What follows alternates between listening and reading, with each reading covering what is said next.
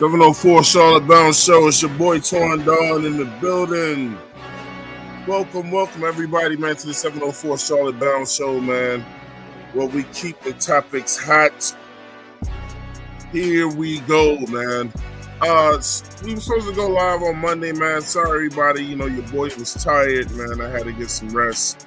And I realized I really did need that rest just to deal with this show today. What can we say about the Carolina Panthers that everybody hasn't said already and done, you know, and it's just seems like this team is like can't get right from the movie Life. And I thought of it one day and I was just like, the word hit me, Purgatory. And shout out to Claire who put a nice spin on it, you know, Sir Purr, and that, you know, the Panthers, the Black Panther, that, you know, how cats purr, and then we're in Purgatory, you know what I'm saying? But the very definition of Purgatory is, man, when you're stuck in Purgatory, it refers to being in a state of temporary suffering, uncertainty, or stagnation, unable to move forward towards a desired goal or escape a difficult situation. And we're in that situation more than ever. It's a lot going on with this team, a lot that we know, a lot that we don't know.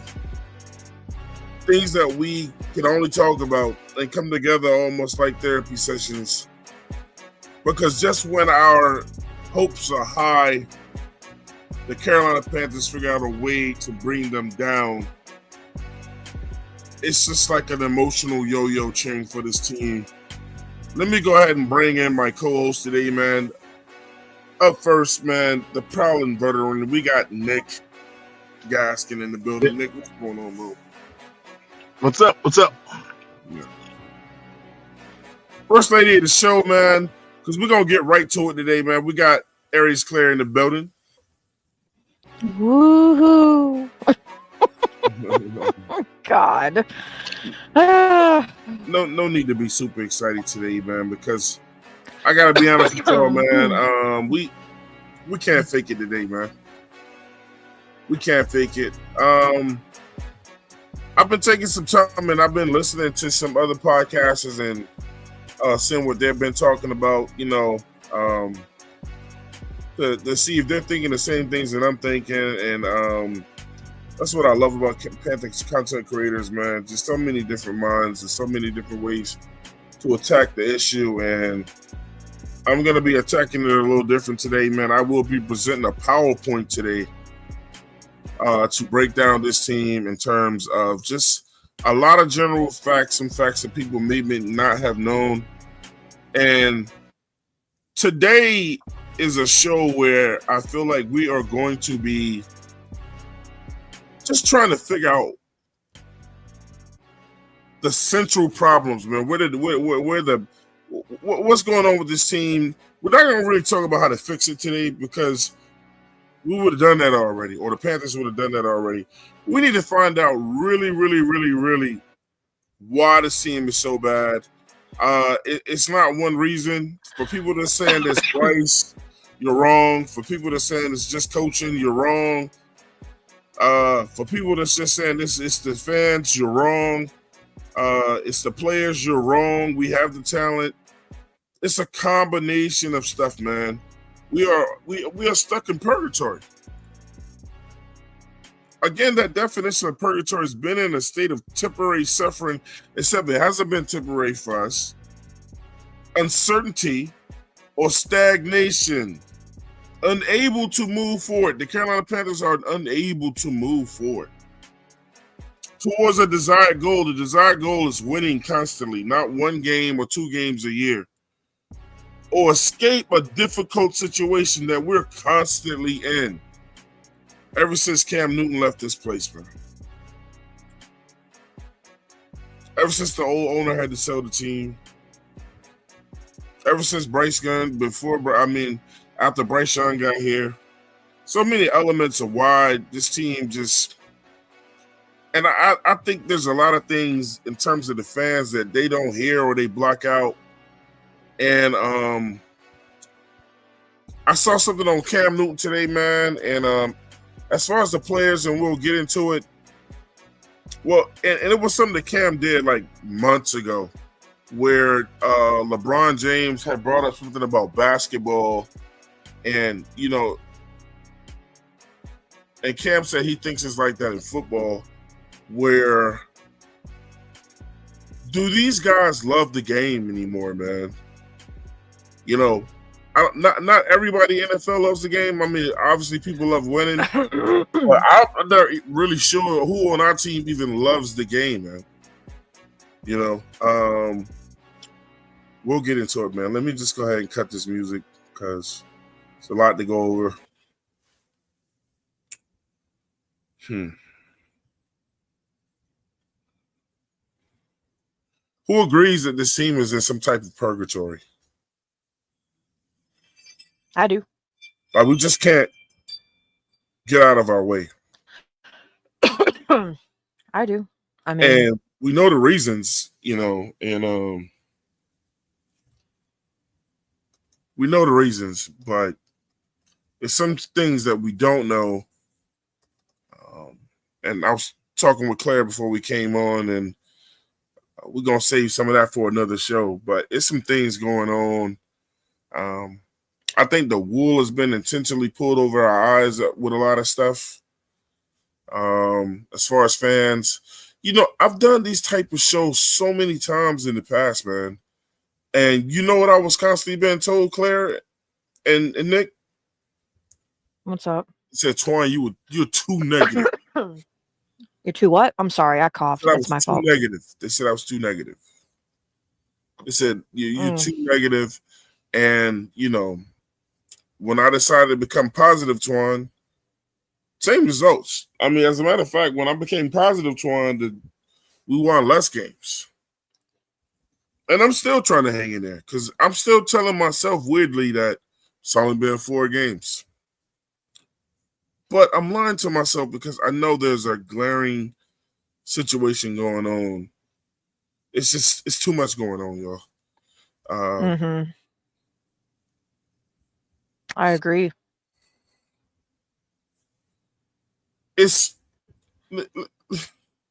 I want to get into it, Twan, but I will do this. I will do this. I will start it off. I will start it off on a positive note. But let's see who's in the building real quick, man. We'll do that first, and then we'll get into the show, man. Let's shout out to Earl Locklear in the building. He said, "What's good, Joel?" We got my man SC Panthers boy 803 in the building. What's up, y'all? Eternal 252 is here. He said we released DJ Johnson. Guys, look, you guys may not know this, but I had no idea that we did that until just now. I mean, when Claire and them was saying that somebody got released, I said, who got released? I mean, that's just how much I wasn't paying attention to. To be honest, go ahead and run down the list because I mean, to him being released, it means very little in the grand scheme of things. I hate to say it, but go ahead. David Mills, he said, thank God. Said, thank God we released DJ Johnson. Do Nick Scott next. And look, look as we're reading these names on the defense, we know what the central figure is with that, right? But we're gonna get into that, man. Earl Locklear, he said, Eternal, is that true? Yeah, it's true. DJ is gone, man. He said, yeah, he was trash. He was. Carolina Panthers got a problem of holding on to players that should have been gone, bro. Today is not going to be an overreaction show. I promise y'all, man. It's going to be a reality show today, Claire. We're going to have a conversation today. We ain't debating. We're just going to have a conversation today. Shout out to Relax Sports in the building. Also, congratulations to Relax Sports, man. Said he got his jersey, Claire. You know what I'm saying? Yep. I was so busy. I didn't even know he told me he got it. Yeah, man. Shout out to him, man. I'm We got happy you what's got up, it. Doug in the building. Says shout out to J. Cole. This song goes so hard, man. Shout out to my man. What's up, Doug in the building? Eternal 252 said they keep trying to shortcut shit instead of doing a full committed rebuild. We're not in that situation either, man. We already got the talent. We don't need to rebuild shit. I'll respond to Kitty. Okay. Okay. So everybody seems to be happy about the DJ, about him being on, man. And you see, what's up, Dutch said, what? Let's go, PP.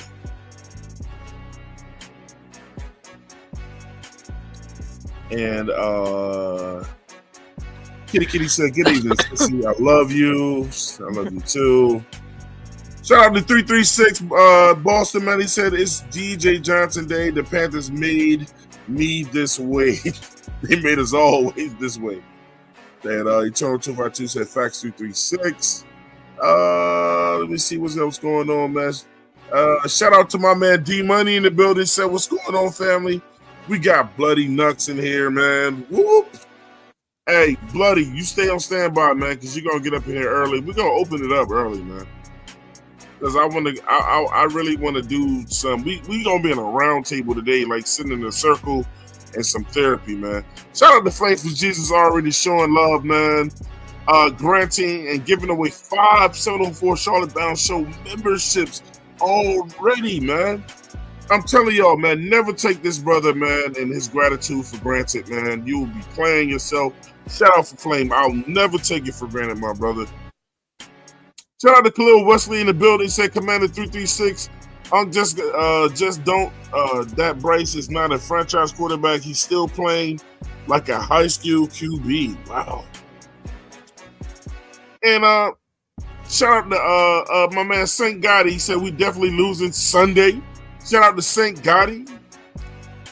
Shout out to Flame for Jesus with the $5 super chat already. Say hello, everyone. I hope you all have a blessed week. Stay safe and stay blessed, man. And I confirm that. I confirm that message, man. I support that message right there. You know what I'm saying? Look, guys, man, shout out to everybody that's in the chat today, man. Coming over here showing the 704 Charlotte Bound Show love. Man, let's get into it now, Claire. Claire, you were saying. Let me start this one more time. Okay. The name of the show today is the Carolina Panthers are officially in purgatory, man. Mm-hmm. Definition, one more time, in case you just joining us, man. And we played on the purr part, sir, purr, whatever. But what is purgatory? It's being in a state of temporary suffering, uncertainty, or stagnation, unable to move forward a desired goal, or, and we're dealing with both, escape a difficult situation. Yeah, for the Panthers, it should be and/or. // Go ahead.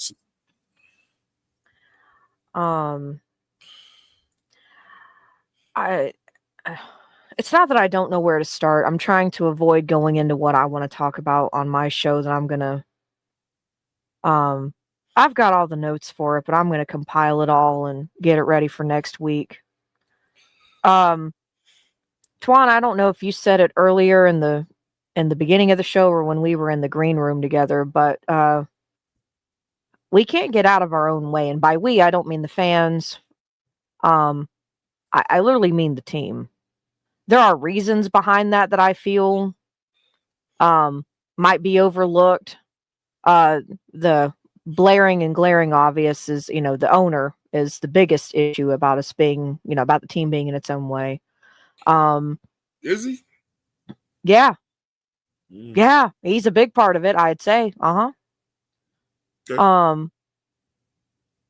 Do you want me to bother saying what I said in the green room about my opinion on really what I feel has been going on for the last 3 years? Do you want me to even? I mean, well, you know what? It'll fall in the show. It will. It'll fall in the show. Let me just go ahead. Let me go ahead. I put the link in, for the people that's going to be joining. Let me go ahead and get started with this PowerPoint, man. Because I'm telling you, that's where it's all gonna make sense. And then I'll tell you when you can come in with that. Yeah, And just I give them got a you. taste of that, you know what I'm saying? And then we'll just do the whole show on it. But let me go ahead. Welcome to the show, man. My brother Bloody Knuckles in the building. Bloody, what's up, bro? 704 family, how y'all feeling this evening? I'm good, bro. I'm good in life. But this team, I tell you. I'm not letting them stress me out no more. It is what it is.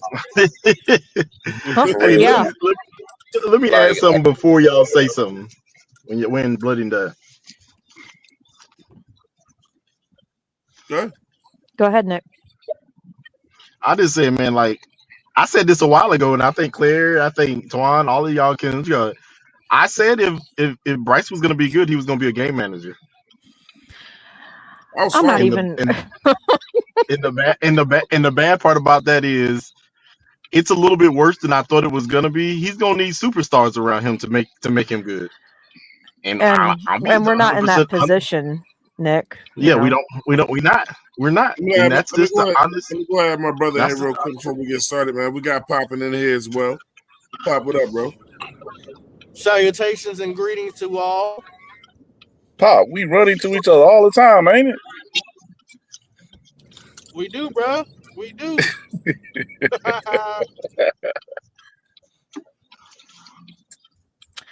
yeah. Uh, That's just the honest. That was just my honest opinion about it.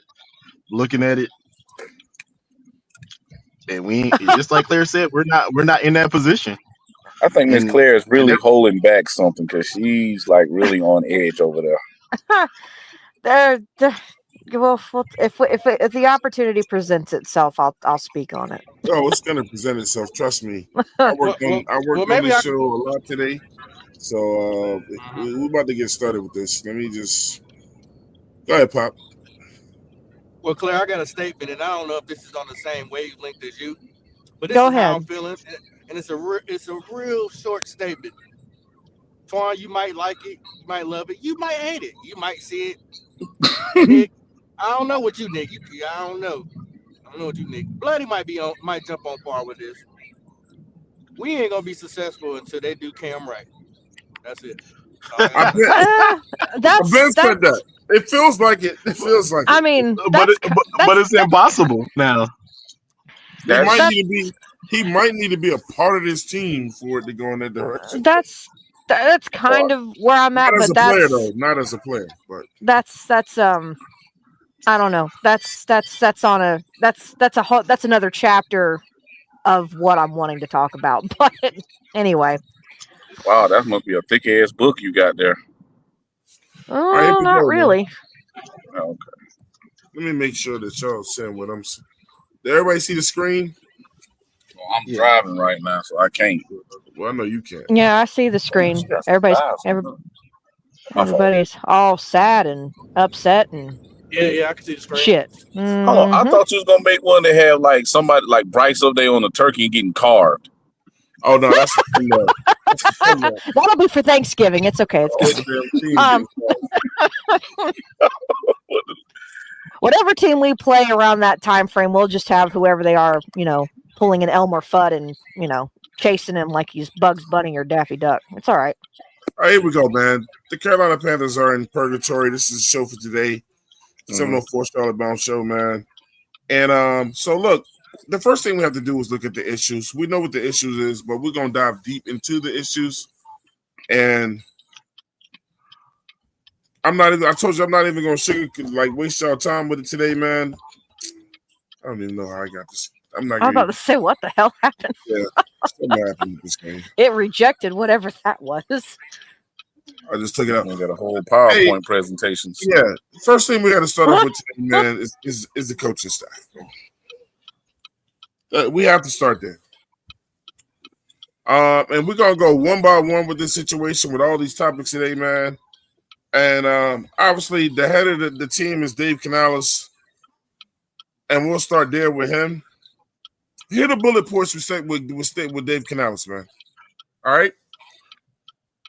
He served as a quarterback mentor, offensive coordinator for Tampa Bay, and he spent 1 year You hear a lot of things repeated tonight. He spent 1 year as the head coach of the Carolina Panthers. He held the position of offensive coordinator for Tampa Bay for 1 year. He led the Carolina Panthers as head coach for a single season. He's also the offensive coordinator for the team that he's currently head coaching for. He has an offensive coordinator, but we don't want him making the calls. Canales lacks experience or expertise in any defensive strategies. Like, so when people are saying he should go say something to Evero, he can't. That would have to be Dan Morgan. Considered to be the best available candidate at the time, meaning as we're talking about Canales, can we go in so hard on him? And the way I've been going in on him? Well, not really, because he doesn't have the experience. Doesn't have the experience. He's been here for a little while. Like I said, he was the offensive coordinator for Tampa Bay for 1 year. He hopped around doing like what you would call coaching odd jobs, you know what I'm saying, and things like that. Pass game coordinator, quarterbacks coach, you know. Not enough experience so far. Can I ask you one question? Go for it. Where did you find out that he has no experience about the defense? In case anybody was asking or questioning it, since he was, Well, I mean, one, Pete Carroll. one, you can look it up, and two, I mean, you can look up everything that he's done, and two, he's mentioned in the past that that he's never been on the defensive side of the ball. But if you look up his breakdown of every little thing he's done, there's nothing with defense on there, bro. It's nothing. It's all offensive. All of it. It says does not exhibit a firm, wavering coaching style. Like Canales is, for lack of a better word, he's a pussy. Players coach, but okay. I don't. He's just a players coach, man. He's not gonna get in anybody's face. Things that players do where he should really be setting an example and letting them know I'm in charge. You know what I'm saying, or whatever. He's not gonna do that. You know what I'm saying? I mean, can I ask you something, Twan? What coach you think getting in these players' face except for Vrabel? You ain't gotta get in their face. You don't have to get in their face. It's just the words that are coming out of your mouth. You don't have to get in their face. I don't think you're gonna cuss them out. I don't think you're gonna yell at them. All right, the way you think it's gonna happen. Claire is about to speak. I'll go after Claire. I don't mean to cut you. Okay, Claire. No, I was just saying, I think what Twan is getting at is that if your players are obviously not executing well, and if you have a way to, I don't want to say energize them necessarily, but it's, if they just went on a 3-and-out, or if somebody throws an interception, or if somebody drops a pass, you don't need to be tapping them on the back. Nothing good happened. Like, you need to, I don't know if that's what you're trying to say, Twan. It's not necessarily somebody who's going to sit there and yell and tear into their players every 5 seconds, but if they're doing something wrong, be passionate enough about the job that you're doing to instill that in them, that they need to do better. Not just it's okay, you'll get them next time. No, you need to do something. And the tapping on the back, or the ruffling of players' hair or whatever, that's not. That's this new modern football. Yeah, you have to treat a lot of these players with pacifiers now. It's been done in high school. It's been done in college. And that's how these players are molded now. And that's how some of these coaches are molded too. Yeah, I seen something that I totally disagree. And we've heard this saying before, when the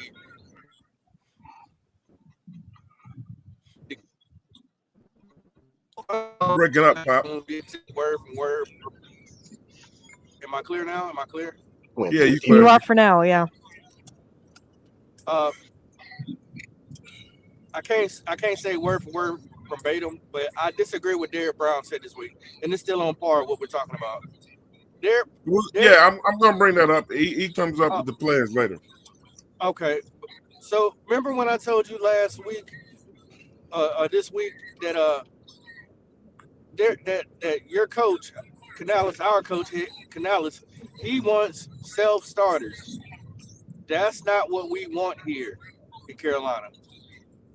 You do not want the crazies running the asylum. Yeah,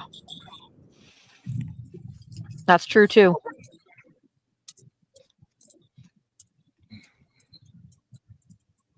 It's getting bad, man. We got JJ. JJ said he's done with Bryce.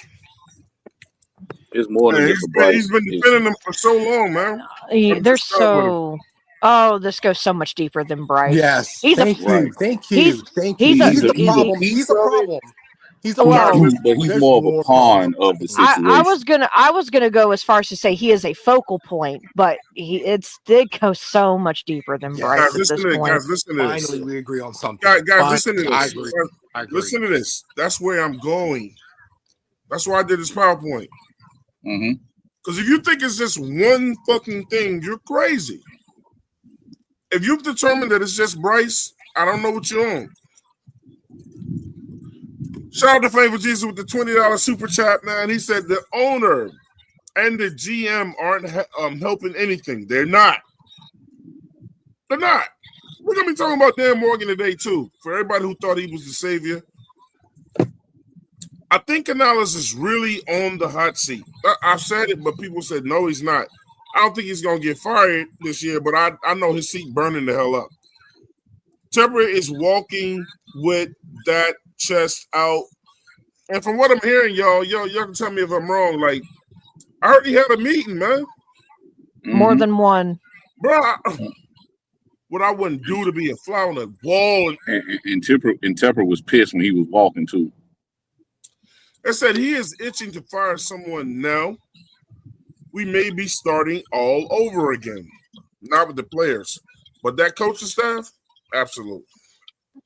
Absolutely. That's not going to solve anything, but yeah. It's not, You're but not see, wrong. the thing is, it's really not. well, understand, y'all, when this type of stuff starts happening, people start getting fired. It's just like they think it makes up for something. You know? All you're gonna do is just make the Doug, he said we never recovered from losing Cam or Luke and a decent head coach. Passing on Wilkes was icing on the cake. that was the It part goes right even there. Let's deeper go than to them, what y'all. Claire's going to be talking about later. I'm telling y'all, it's so many. It goes beyond Cam and Luke, y'all. It's an onion. It's so many layers to this, y'all. I'm telling. We're gonna try to break this down in this show today. If Twan and I have the same almost identical notes, then I'm just gonna put my notebook down. Like, we have not talked about this either, y'all. Twan and I have not had any conversations. He said, "Hey, Twan, I miss you, brother. How you doing, man? How you doing, brother? Miss you too, man. Miss you too, brother."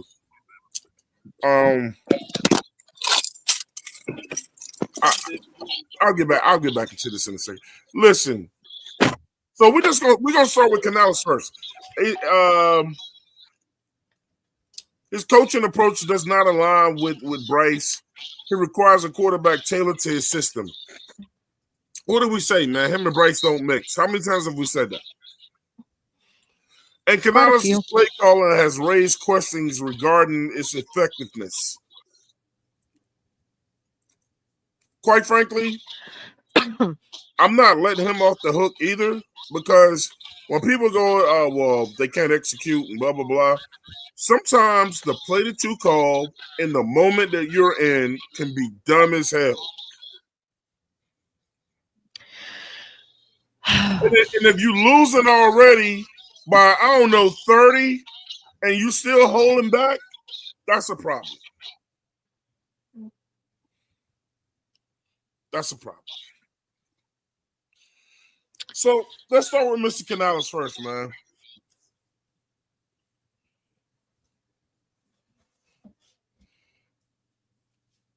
What's his contributions to what's going on here, man?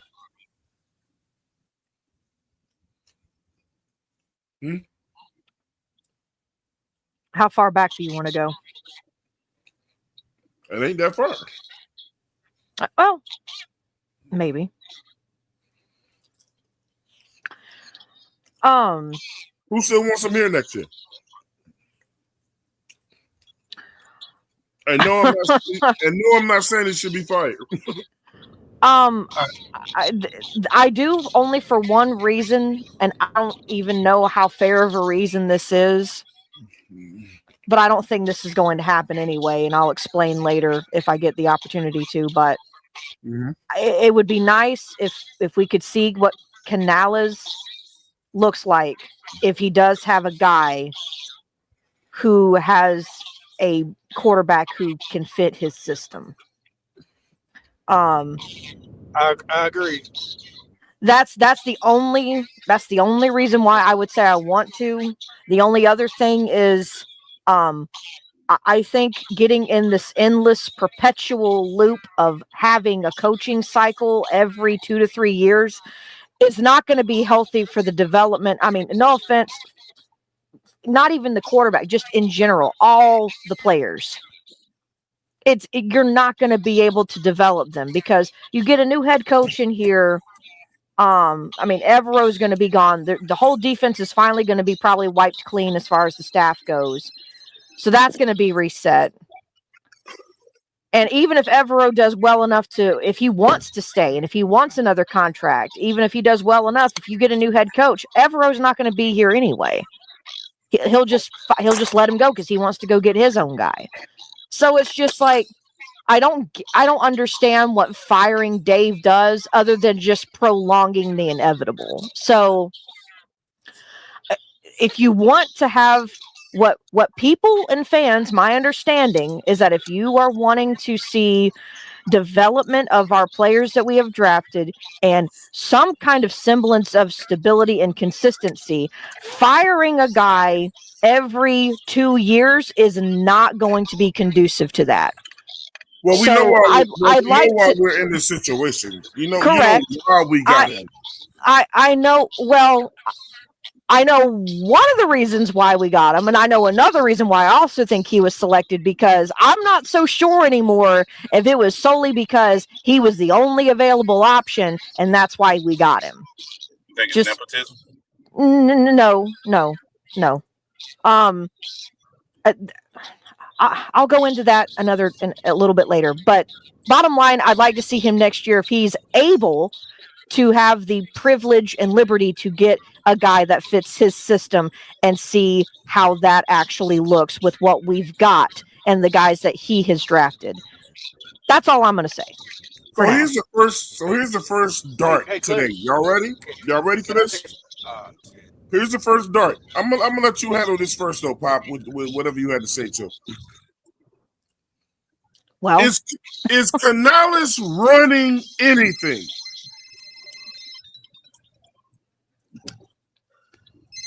What do you mean by is he running anything? I don't think Canales is running and making a whole lot of decisions at all. So you think somebody else is pulling the strings behind the scenes? I already know someone's pulling the strings, but I already know someone's pulling the strings. Dave has. Yeah, go ahead, Pop. Before I start, dear God, go ahead, Poppin'. Oh no, go ahead. I'm be quiet. Go ahead. I think the extent of Dave's control is his playbook. That's it. Nothing more. I think that's it. If you want my honest opinion, just some things I've done some research on over the last, actually more like couple of weeks. That's it. I honestly think that is the extent of what he has control over. Poppin', you were going to say something earlier. Please go ahead and chime in. Mm-hmm. I was going to say when you were speaking on why Canales was our only option, and I don't know how true or untrue it is. I just think everybody else said no.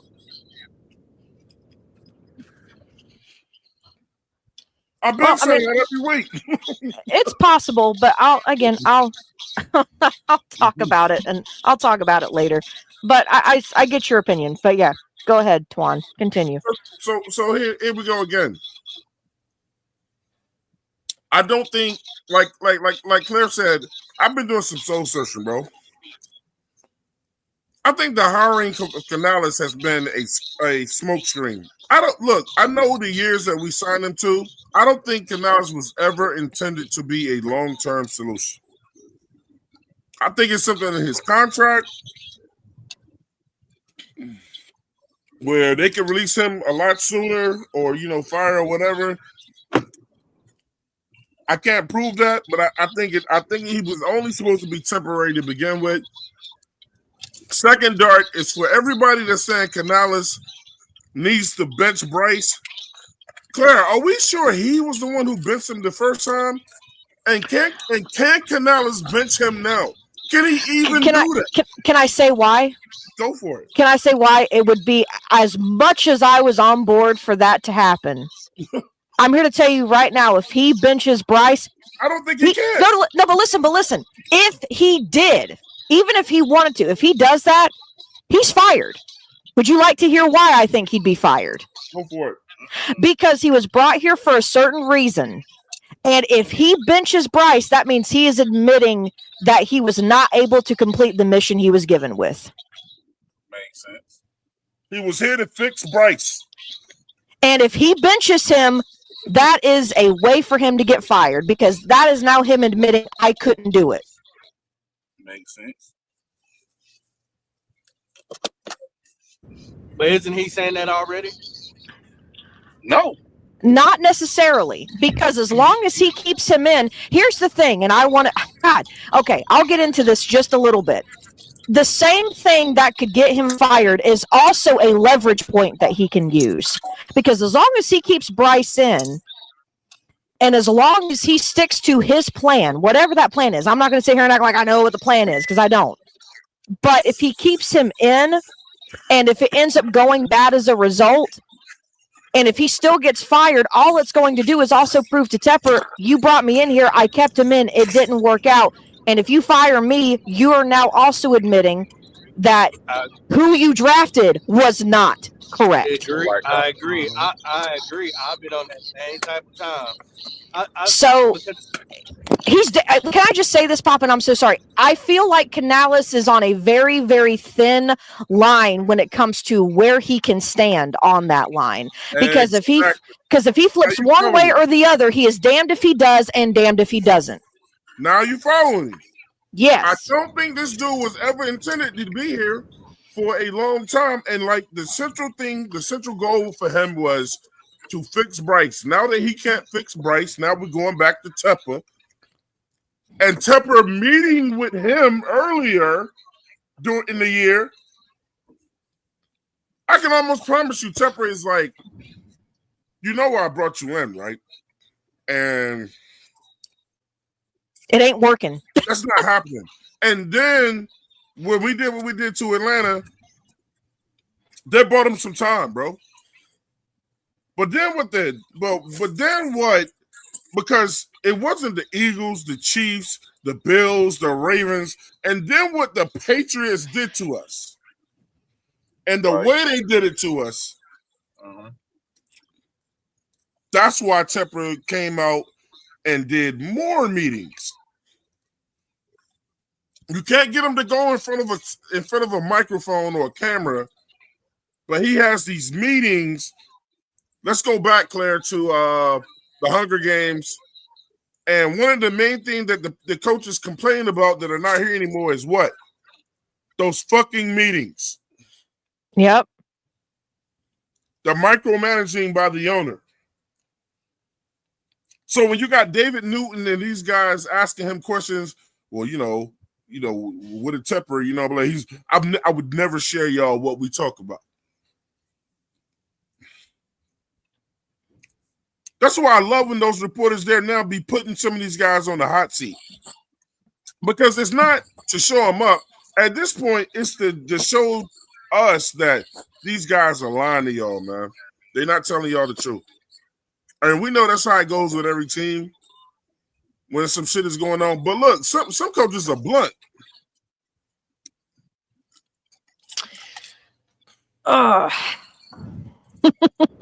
Frank Reich said the same thing.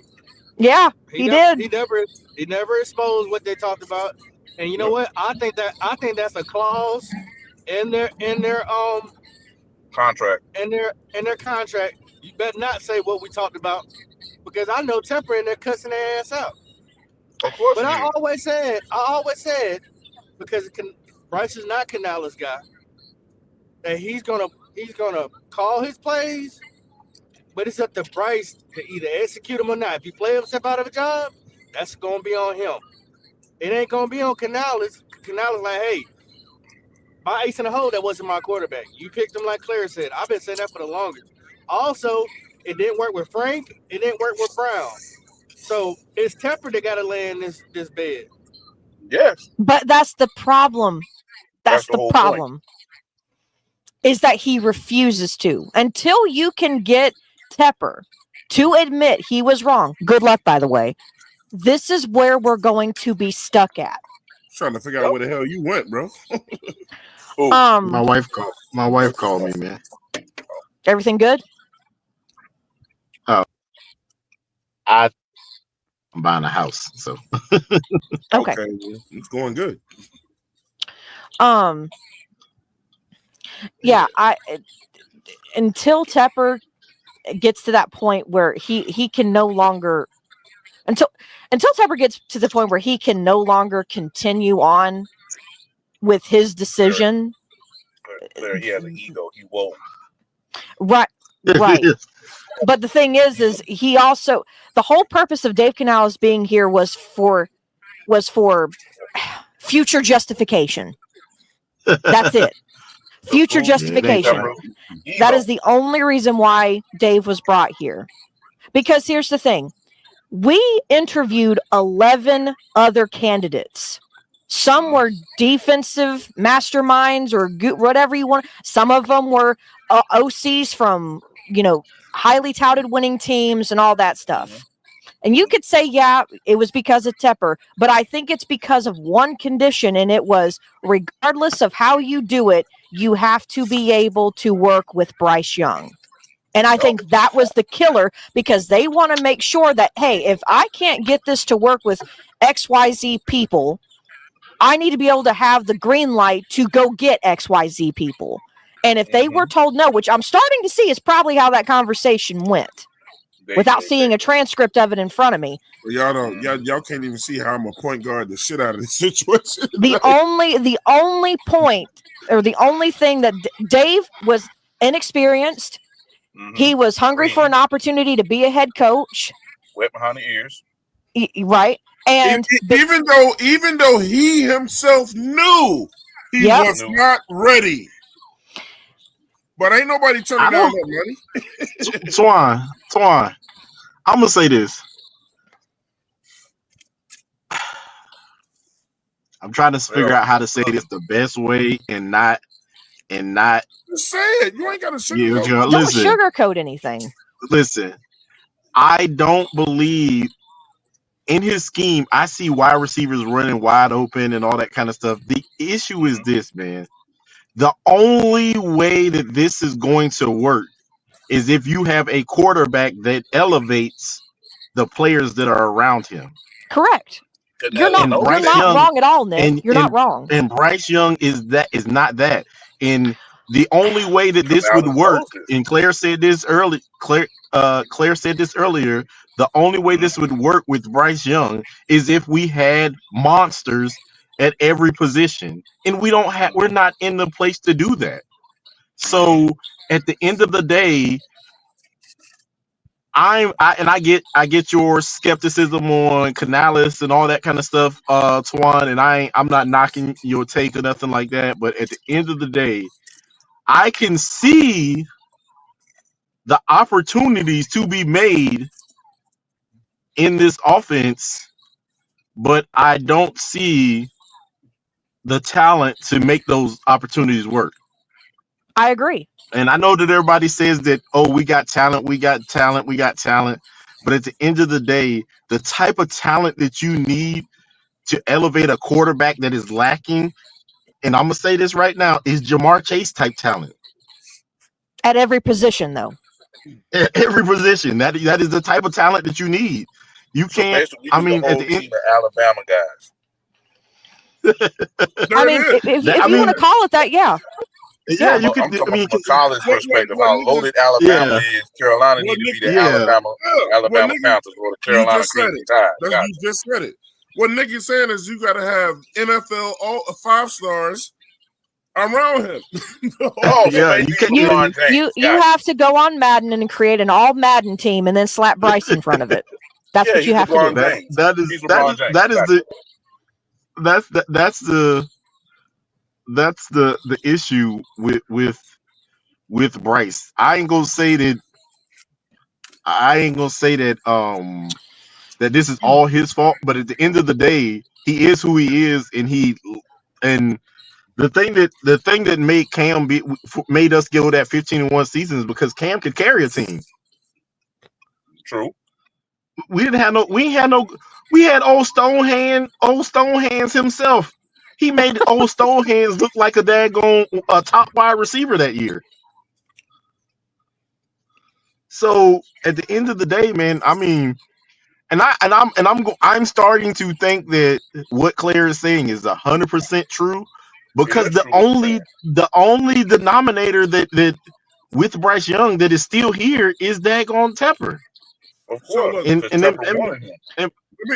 then like, if you're not going to, and I understand y'all say billionaires got egos and all that type of stuff like that, but at the end of the day, hey, I'm be 100%. Like, I know that the team doesn't want to. I know that the fans don't want to see this, but we're probably gonna have to take our lumps this year, and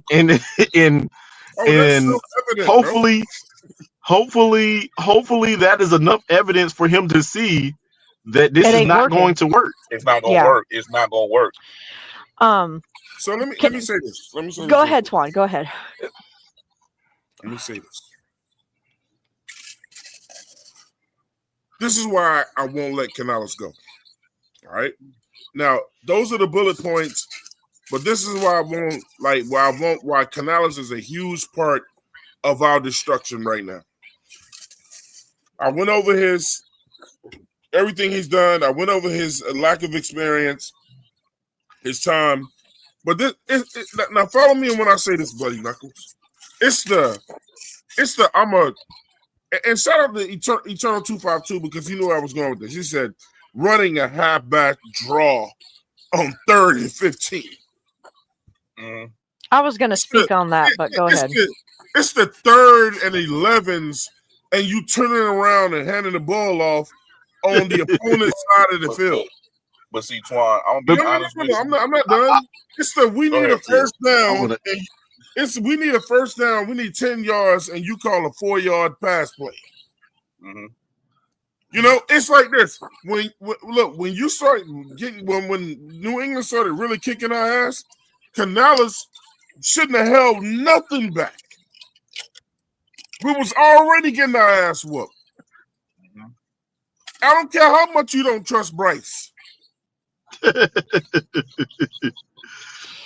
So it really looked like in the end, Claire, and guys like he was like, well, I'm gonna try to stop. The bleeding never stopped. They kept cutting our ass the whole time. Mm-hmm. But Twan, yeah, this is not a play calling issue. Remember, I said that both of his hands is tied behind his back. Either he do or if he don't, he's screwed. So reason why I said he's screwed, because if he loses confidence in his quarterback and has to dumb down the plays, we lose in that fashion. Mm-hmm. If he puts Bryce in a situation where Bryce has to throw and Bryce throws an interception or throws it out of bounds or overthrows somebody or fumbles, it still bites in the ass, because you never know if Bryce hand in the jar talking to Tepper as well. Right. I was about to mention that, Pop. That was kind of where I was about to go. I was like, let me twist the fabric of reality real quick when it comes to that That's play true, calling man. thing.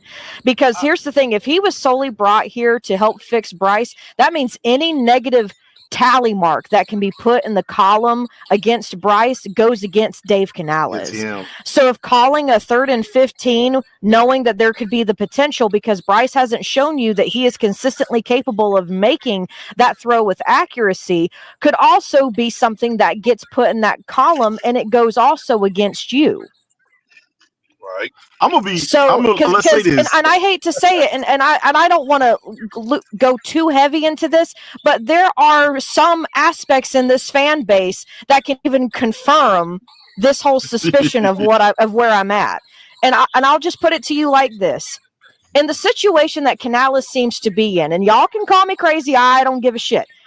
If Bryce Young throws 3 touchdowns but we lose, Dave Canales' job is safer during that time than if he were to throw 3 interceptions but we win the game.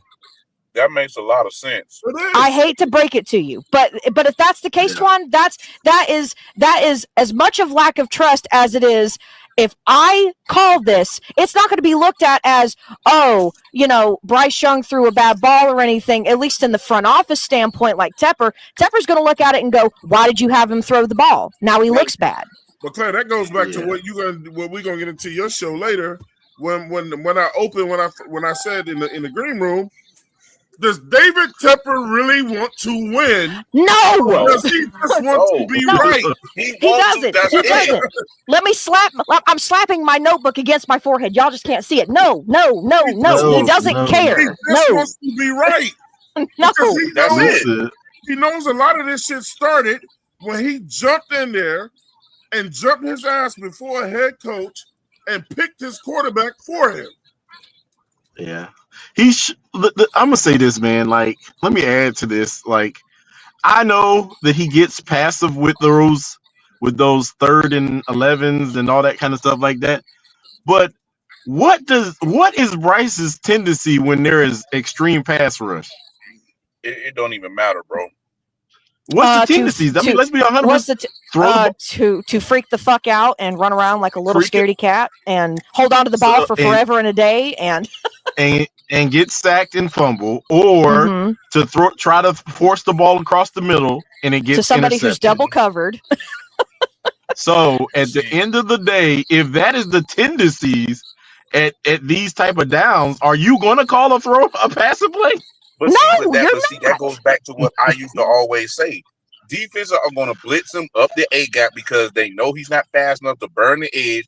And when you send pressure at a quarterback in their face, they're going to panic. That's what everybody's going to do. We understand that. What Claire is saying is really the fucking issue.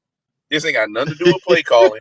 Ain't got nothing to do with on the field. That's smoke and mirrors. All temper. What she want to get into is the real root of the situation. Oh, Twan sounds like he's about to. We're going to get into it. And that's what I want to hear, because now I'm not even interested in football no more. Like, I'm just saying, Twan, I understand you got these doubts about, but he's going to when you show tendencies to not be able to do something. Am I going to call it just to call it? Is that even smart? Well, see, because at the end of the day, this can get worse. Oh, it can get ugly. It will get worse. It can get worse. You got some people out here that want to give Canales flowers because of what happened in Tampa Bay. I was like, that was 1 year. You never got to see him do it again because he only did it for 1 year. The thing is, but this is the thing about Canales is not going to go to the podium. None of these guys is going to go to the podium. And this is one of the problems with the Carolina Panthers. And Dan Morgan's never going to say, when we get in trouble, I don't know what to do. Canales is never going to say, when we get in trouble, I don't know what I'm doing. Bryce Young is going to be so tight-lipped and he ain't going to go call nobody out because he's such a good Christian boy that he going to keep going up to the podium going, I believe in my coaches. And no, you don't. Twan, that's what you're supposed to say, bro. I know that. And like Papa them say, that's podium talk.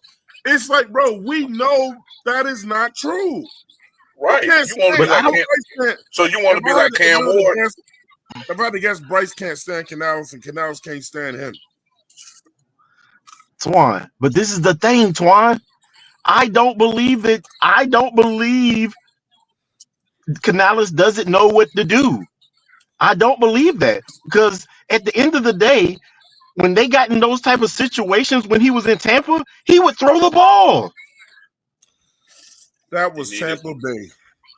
And you know why? Because he had a quarterback that was competent enough to make the throws. He also had a line. He also had Mike Evans. He also had plus Godwin. He wasn't under no pressure. He wasn't under pressure trying to make somebody look great. He was just playing. He was just calling plays, and they were just playing football. That is true. That's part of it too. It is. You can look at this man at the press conference, and you can see the stress in this man's face, dog. He don't look young and youthful no more. Bro, like he's about to melt up there. Nick had a He's hell of a losing point sleep there. on this shit. Go ahead, Pop. Nick had a hell of a point, because I remember from Bucket with your girl, who's a Buccaneers fan. She did say that I think they was the #1 success rate in third downs the year Canales was there, and they were throwing the ball. So if that's true, Nick, you got a hell of a point there, bro.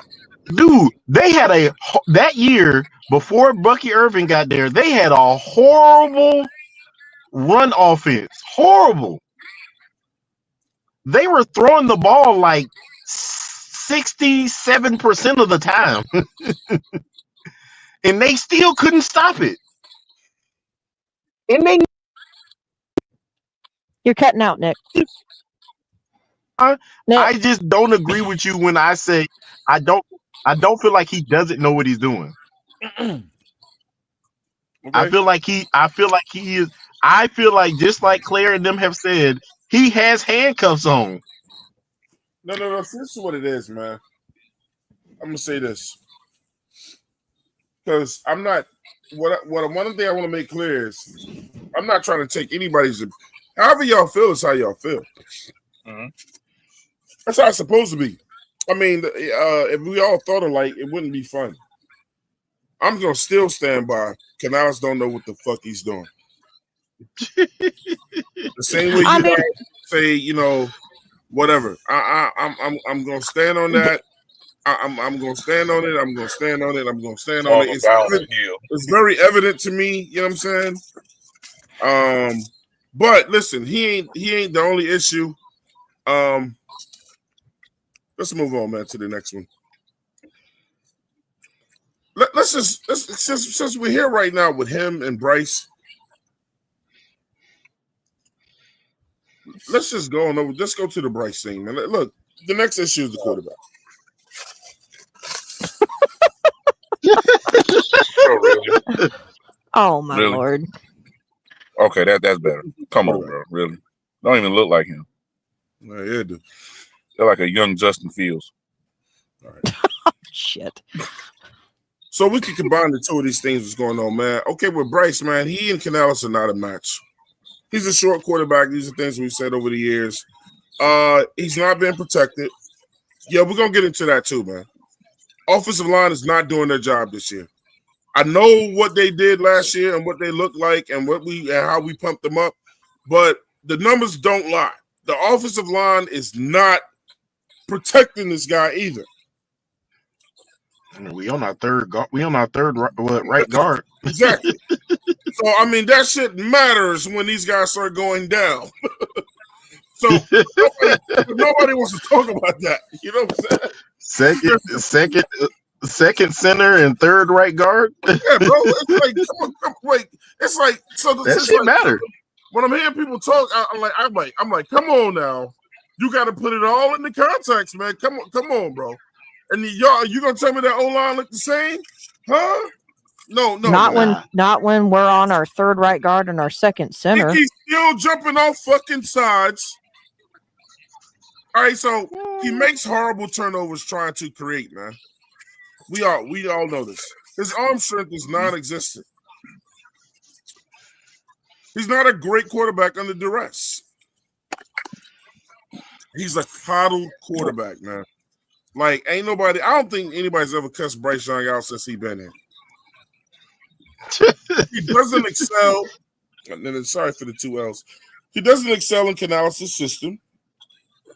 There's some other people who think that he may excel in a different system. I don't think. I don't think. I'm gonna be real with y'all. I don't think that he has to have all 5 stars around him. Look, man. Understand as we go through this, y'all.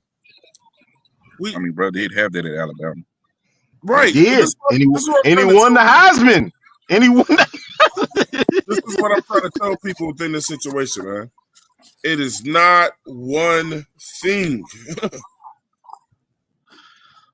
He doesn't excel in Canales' system, man. He was selected by the owner, which we already discussed. He never presented. This guy has never been presented with any competition since he's been here. Well, there's a reason for that. There's a reason for that. Because he was selected by the owner. He only got the fire in his ass one time, and that was because he thought Dalton was going to take his place. But Bryce ain't got the fire in his ass if he know he ain't got no competition.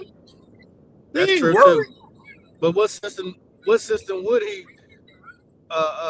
be equivalent to look like a good quarterback? Because he didn't do it with Frank, he didn't do it with Brown, and now it's Canales. So once again, it's because he's not a system quarterback, Pop. Unfortunately. And Pop, you just gave a bunch of. He's a generational talent, then. Right? No. What happened? Just gave a bunch of horrible examples. Right? No. But this is 3 systems that I gave you. How many more systems do he need in order to look like a competent quarterback? And I'm wondering, are people willing to sit here and wait till they find the right system just for one quarterback? No. Hell no, because we cannot do that. We can't do that. Even Nick Saban had to retailor his system to Bryce Young. Yeah, let's keep somebody told me that. Well, he won the Heisman when he did that. He won the Heisman because he had a whole bunch of 5-star players around him. You think I don't know that? Jamison Williams, he had Mechie, they smoked Georgia. Jahmyr Gibbs. Yeah, my man Jahmyr Gibbs from Georgia Tech. Yeah. And they always have All-American offensive line. Guess what? No, because those 2 wide receivers got hurt. That's why. And when he had to use the backup, they couldn't move the ball. You said his weapons was gone, right? Right. Mm-hmm. He's not trusted to throw the ball up the field. And the thing that we were just saying, the dude has gone through a lot of fucking coaching changes, bro. Nobody excels when you keep switching out coaches and shit every year, bro. I mean, well, this is the second year in the same system. He should get better. I don't see no improvement. But who said this was a good system? So why? You cannot listen. The one common denominator in the bad play that we have gotten over the last 3 years is Bryce Young. That's the one common denominator. You cannot tell me that Canales can take, because let's be 100% honest. Baker is only 2 inches taller than freaking Bryce Young. The only difference is Baker got a cannon. Baker has a cannon for an arm. Baker also had a lot of gutsy as fuck. He's gutsy as fuck too. Can I throw some more salt on this? Go ahead, man. Season it up. This shit is already salty. Pass me some Lowry's. Hey, I'm gonna package you that pink Himalayan salt. we may not say we have a large sample size of Canales system, but we have seen Andy Dalton play at least twice, and it looked like a good system then. Because Andy got Andy is the so-called red rifle. I'm not doing that. But listen to I'm not playing with y'all today. No, it didn't. It looked like a good system for a game or two. And then Twan Hey, let's eyes put work. You just don't want to admit it. what I want to happen is I'm gonna be 100% honest. I don't want this to happen to this young man, but the unfortunate truth is I want to see Hendon Hooker in it. I want to see Hendon Hooker play. Oh, I thought you were talking about you want him to get hurt. Because now we just throwing shit at the wall because we want to just see something change. But then if Hendon Hooker goes out there and he looks horrible, then we're gonna crucify him too. If Andy Dalton goes out there next game and they let him start, we're gonna crucify him if he don't look good. But then what will the common denominator be amongst three quarterbacks? But we already know that Andy Dalton. We already know that Andy Dalton is done. I don't care what you say. Andy Dalton is not the answer. He's been done since he left Cincinnati. Either way, I don't think any of them are going to come in because, like what I said earlier, the way this is going so far, if Dave makes the ultimate decision on his own to bench Bryce Young, that will tell the owner. That will tell the owner, I gave up, or not I give up. It's more of like I failed. And if he does that, he's fired. Firing himself if he does it.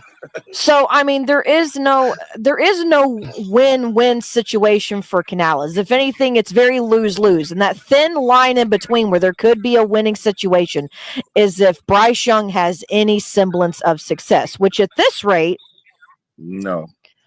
So shout out to Kristen Butler. She said you have to give a developing head coach 4 seasons to be fair, in my opinion.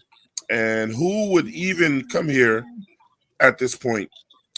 We need him to look out more than BY9 with the Panthers. And I totally agree.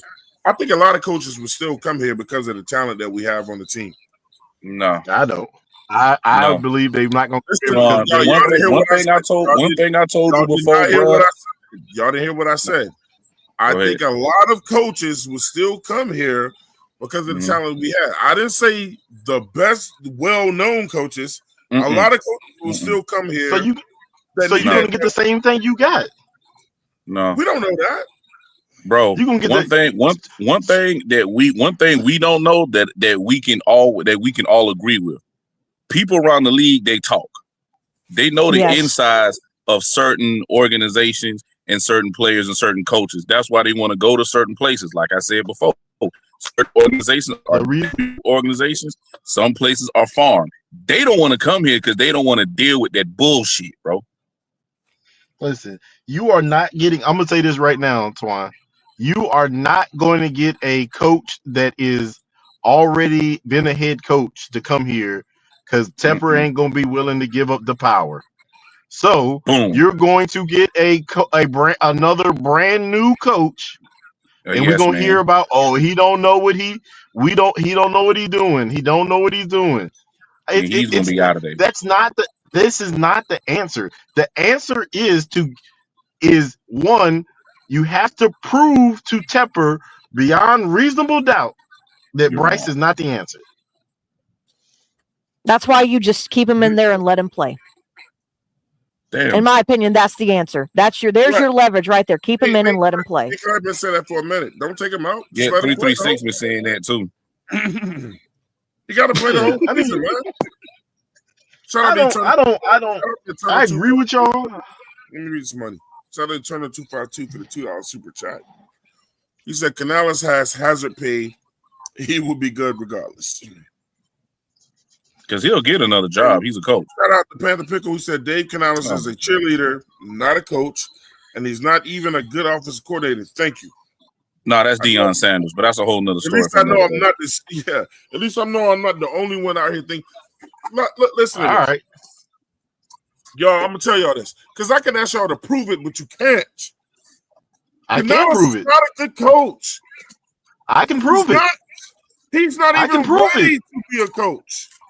Let me ask you this, Twan. If I know you're gonna throw the ball and I still can't stop you,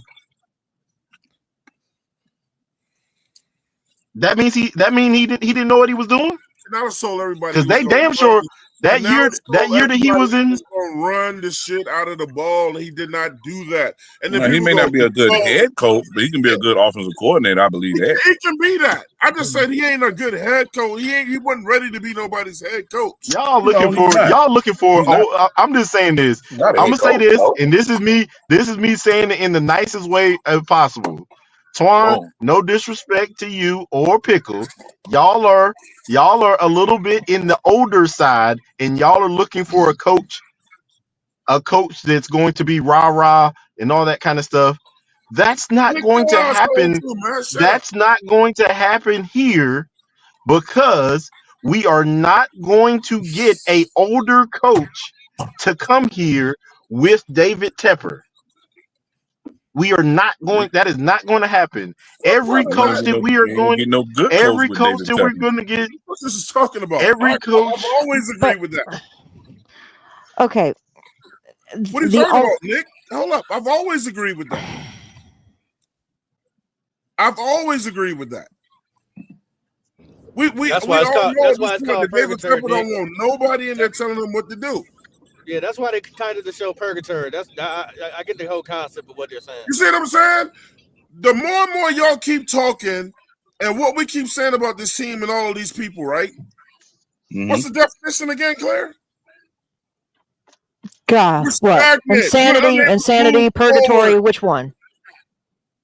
Purgatory, insanity, both. All of it. Mm-hmm. Yeah, but the issue is the only common denominator is the head But guess is what? the owner, and I just Owner. refuse to talk about that Nah, at this that is what I'm point. saying. There is no clear-cut way to get out of this. No. Yeah, because No, you can't because do nothing about firing the Dave owner. Canales does nothing. Nope. And That's the problem. I mean, depending on how you look at it, benching Bryce Young at this point in time also does nothing. Purgatory. The owner is the owner. You can't get rid of him. Purgatory. Yeah, but It's And, I never and Nick, mean, you can say you don't want to talk about the owner, but that is the level of where we're going to have to go to in this conversation. yeah, but Yes. we don't. Please do. I just it's a waste. It's a waste of time. I'm just saying because just like what Twan just said, Bro, in talking my about opinion, everything I on the don't even field want is to. a waste of time. Yeah, I was about to say, if that's the case, then I I mean, if we're not going to shed light on the truth behind the owner's intentions, then there's no point in debating the game that's coming up against the Dolphins. What's the fucking point? Well, Pretty much. No, I'm one just of my saying. I'm points. just clear. What I'm saying is that only reason I say it's pointless is because it's not like that portion is going to change. Exactly. The But the only truth will be thing for out there. That's the sure, thing. the only thing that we for sure that can change is Bryce Young can be gone, Dave Canales can be gone, Dan Morgan can be gone. That is the only semblance of truth that And we then have that what? can be gone. What Bryce ain't gonna happened? go nowhere. Bryce ain't gonna go nowhere. Listen, I mean, hey, look, we got Pickle in the building. Pickle, what's going on? You What's up, just man? named all that stuff, Nick, and then what? It doesn't guarantee anything. None of us can see into the future, bro. The only common denominator in all of this is David Tepper. Because he ain't going nowhere. Right. Yeah, and that's what I'm saying. I'm just saying, Twan. If you didn't hear what I said the only things that can change was those things. I never said that there would be a Don't plan get to it fix from it. me, I then, never King. said that. Shout out to I've Tika when he never. said even Bucks fans was happy Canales was leaving. They know him. They know he a bum. I remember when Canales came over here, Claire, and I know you remember when we got Canales. When Bucks fans came over here and was like, "Yeah, we won with him, man," but he made a lot of questionable calls and shit like that or whatever. And one of the things I absolutely remember, you remember that dude that went by Bucks /something? Not really. He said him and Baker Mayfield got into it twice I can see that. on the sidelines because Baker said, "What the fuck are you calling?" Buck see slash that. Rays slash That's it. Yeah. Slash Ray. Bolts. Yeah. Yeah. Yeah, I don't agree with that. I wish old girl was on Uh, here. What's her name again, Pop? Bucket with your Bucking with your girl. girl. Bucket Yeah. with your girl, bro. She know that. Go ahead. There ain't much that Canales has done that I could say he's a He did definitely shit. head coach. Not hardly anything at all. And I guess the Patriot game, he's the one that broke the water. Yeah, I'm done. I'm done with Canales, and I'm done with Bryce Young. Now, Bryce Young might be a quality backup quarterback for the for the uh for the Canadian Football League or maybe the UFL, but he's definitely not an NFL quarterback in my opinion. I'm tired of hiding it. Uh, and Dave Canales was not ready to be a head coach. You might say that he was just learning how to be an offensive coordinator last year. And you know, and again, that game Sunday, you needed 15 yards from third down. You needed 15 yards, and you run a draw, and you get 2 yards. So you punt, and then he returns it for. Then you allow him to return it for a touchdown. A few plays later, it's 3 and 10, and you hand the ball off, and he gets 2 more yards. Mm-hmm. How many times are you going to do that before you smack yourself in the head and say that might not work? I've already spoken on why that happened. I'm not going to say it again. We already explained that. Quarterback that can't make the plays the whole time. When David Moore elbow got separated, we was in 2 tight end sets for the whole game. What else could he do? Hunter Winthrow is not going to be is not a really capable wide receiver to catch passes all the time. That's the problem. And all we can throw to is Tedero McMillan. If Hunter Renfrow is a problem, if Hunter Renfrow ain't help on the team, he shouldn't be on the team. Yep. Now they keep putting. I'm a firm believer that they keep running routes. It ain't no the hell to stop right there. It ain't no damn day. It's Canales. I rewatched some of that game on all 22. Y'all. I don't think them guys. I don't think them players out there knew what route they were running at all. They look confused, bro. They're lost, and to a point that after a while they all of them played college football. They're at a point now they just get disinterested because like this dude's a jackass. Now they're not going to say that up front. They're not going to be like Cam Ward was, but he's first overall pick. All they're going to do is tell him when they close the door that he needs to be a little bit more nicer, and that's all they're ever going to do.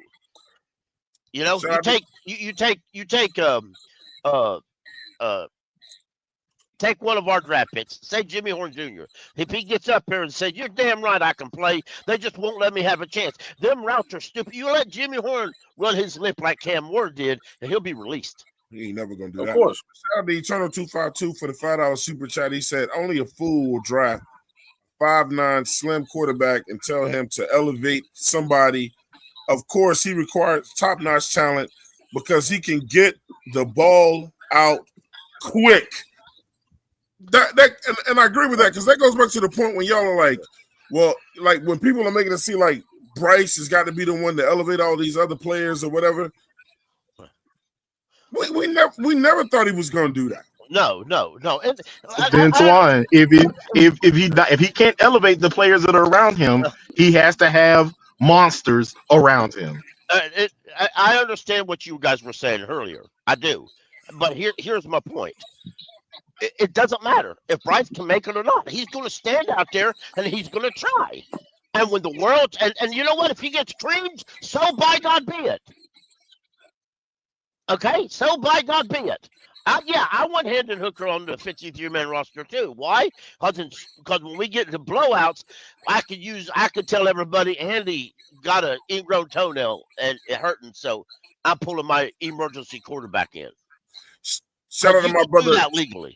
Shout out to my bro Mactown Tony. He said RIP 704. What's up, Twan? We suck, bro. They let DJ Johnson go. Why they keeping Nick Scott? Purgatory.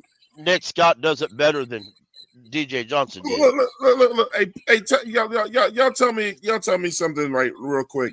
You ready, Knuckles Pop player? Y'all tell me if this sound familiar. This is just 4 games, right? This is just 4 games. Canales ain't looking good. Bryce ain't looking good. Everett looked good for 1 game. No Coker. Bryce said, can I say he was going to run the ball a whole lot? He ain't been doing that. People have been making excuses. Well, you got to throw the ball when it gets late. We got about 3 linemen that went down at some point already. You know what I'm saying, over here. They got rid of DJ Johnson already now, you know what I'm saying, or whatever. Nick Scott is still here, but he should have been fired for all that dumb shit that he's been doing.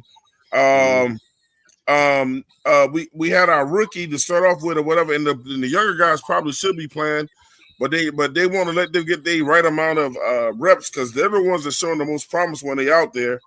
All the shit that we've already said about David Tepper that's going on or whatever, we ain't hearing from Dan Morgan either, so he's hiding from the cameras as well. Just it's a shit show. After bullshit. It's a fucking total shit show over here, bro. I've been told you that guys are collecting checks up there in Charlotte, bro. It never stops. Nobody is trying to win up there. People collecting checks. That's why people be on the sideline in street clothes smiling and laughing. They know it's a shit show. I'm going to get my check on Tuesday, and I'm going to ball the fuck out. In the words of Claire, fuck this team. I appreciate that. Someone say it again.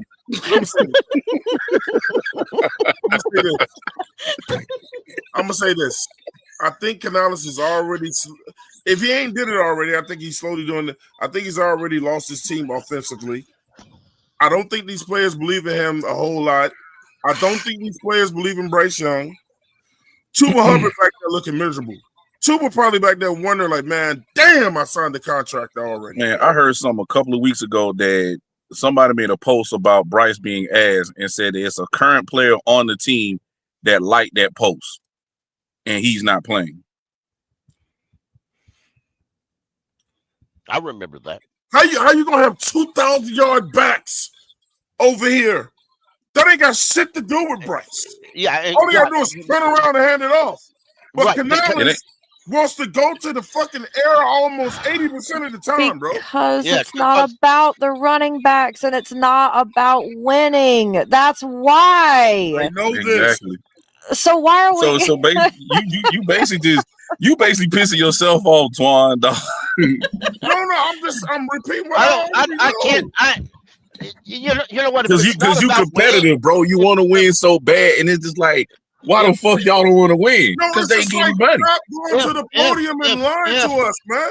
Yeah, they can't tell us the truth. He can't tell the truth. He can't do that. If you ain't got to tell a lie. Yeah, you do. If you want to get paid. If he tells the truth, ain't nobody going in that stadium, period, bro. People gonna burn their shit and be like, fuck the Panthers all together, dog. For real. If it's not about winning, then they ain't one NFL player going to come there, including draft picks. The draft picks will just refuse to sign their contracts, and then they'll re-enter the draft next year. So, shout out to Kristen Butler. She just repeated something I've been saying a long time, bro. She said, we need a respected, experienced OC. Because, Claire, how many times have I said, if Canales is going to survive, he needs to go get an OC. Right. He will need to be doing both things. I said, and it says, and Canales has to allow that person to take over play calling, not his BFF, Brad. This will actually help him, in my opinion. Yeah. Except this, Kristen. Canales should be somebody's OC and not the head coach. Mm-hmm. Well, that's also not going to happen. He can go out and get an OC, but he ain't even good at being. He only been an OC for 1 year his damn self. Let me ask you this. Why is that a good idea in the first place? Why is that a good idea? Is there some magical formula saying that calling the plays yourself is not a good idea? Say again? Is there some magical formula saying they call them? Sean McVay, one of the best head coaches in the NFL, call his own plays. Dog, you talking about a Super Bowl winning head coach? Green Bay's head coach calls his own plays. Okay.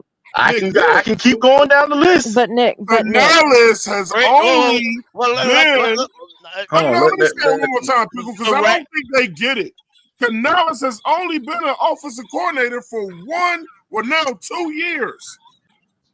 And then you're going to make him a head coach. He's not the only coach. He is not the only head coach that did that. Hold on. Okay, I can see if I can see if some magical. Sean McVay. All the people Nick just named are good at what they do.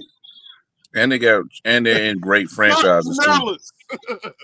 Yeah, I mean Sean McVay has a veterans. Quarterback. Hey, I'm gonna just let you know if we get rid of our coach, we're gonna. I guarantee you, if we get rid of our coach, it's gonna get worse next year. It's gonna be the same shit. It's gonna be the same shit. It's gonna get worse. It's gonna get worse. Don't say it could get worse because it could always get worse. Because you bring in another coach that does not that the players don't fit their system. We're gonna have to go through a complete rebuild. Y'all got to stop this. You got to stop this. You can't do that either. Hey, guess what, Pickle? There's something called it's the salary cap. You can't do that either. Why would we rebuild if we already got the Why not? Why not? But Twan, what Nick is saying is that if you go get another head coach, he's going to implement a whole brand new system. And who's to say that the guys that we've already drafted? Twan, listen, bro. Oh my God. But who's to say that the people who have been drafted by the previous guys with that system are going to work? Hey, Claire, you remember when I said draft a quarterback every year? And then they gonna be about him because they follow his rules. You can't do that. Why Pickle. not? Why not? Because if you go through, let me let Pickle make his point. Everybody else doesn't do it. Yes, they do. Everybody else doesn't do it. Oh, yes, they do. You've seen in the last couple years, only one team has given up a huge core player and took a crazy cap hit. Why do you think Kirk Cousins is still on Atlanta? Okay. Because it was a $50 million cap hit. You gotta let him answer though, Nick. Go ahead, Pickle. Because the Falcons don't want to pay him all the money and I don't give a damn whether Kirk Cousins lives or dies. Let's be bluntly honest. Now I'm going to go down the list. Chuba Hubbard can fit any system, and his contract he signed 2 years ago is going to he's cuttable next year, so that don't really matter. Rico Dow is on a 1-year deal. Trevor Etienne is a rookie, signed a mid-round draft pick. He may can play in any system. I don't know. Don't really matter. He's just a mid-round draft pick. You can buy without him. Andy Dalton will likely retire anyway. If not, I'd force his ass to retire. He's just a bag. He's not even a quality backup, but he's there. Bryce Young to Reese in November, and I'm talking November, this coming November, you have to make a choice, or the team has to make a choice. Give Bryce a 5th-year option that's $26.5 million, or let him walk. That's not November. That's not November. I didn't say November. I said May, right after the draft. This coming May. Now, Jatavius Sanders, he's been hurt more than he's been healthy. You know what? You can call him a tight end. He's a slot. He's basically a slot wide receiver playing tight end. So Tommy Tremble is in the contract year, I think, or he may. He's already been paid. Listen, he got signed last year. What I'm saying is half of these people on offense, particularly. Go ahead and say it. They can play in a new system, or they won't. It don't matter a lot. I don't understand. But you can't cut them all. You cannot cut them all. We will be in the same situation that we were in when. I never said cut them all. Some of them. You know what? Taylor Moton should be traded. His funky ass. That still brings dead money. That still brings dead money. So what, man? At this point, you know what? The team don't care about dead money. Who gives a shit? That's not. Well, I mean, I'm gonna just let you know that you're not gonna get that one anyways, because Brad Idzik. the old boy cares about not creating too much dead money. We're not gonna see that. You're not gonna see a mass exodus of players. Listen, listen, listen. I've looked at the defensive players. Most of them can play in a 4-3 or a 3-4. It's just they really suck in a 3-4. There's been no. What I'm trying to say that apparently you're not understanding. There has been no quality training. Okay, there's been absolutely zero quality training on this team. Okay, Okay. developing is not there. When you Okay. have staff on your team and the situation we're in, it's called a developmental team, developing team. We're not If a you're not developing team. developing the guys you're bringing in, why be here? We don't do that. And we don't do that. Contract expires at the end of this season. You just simply let him. You can simply say nothing and go get somebody else if you want to. Let me read this super chat. Shout out to Eternal252 for the $2 super chat.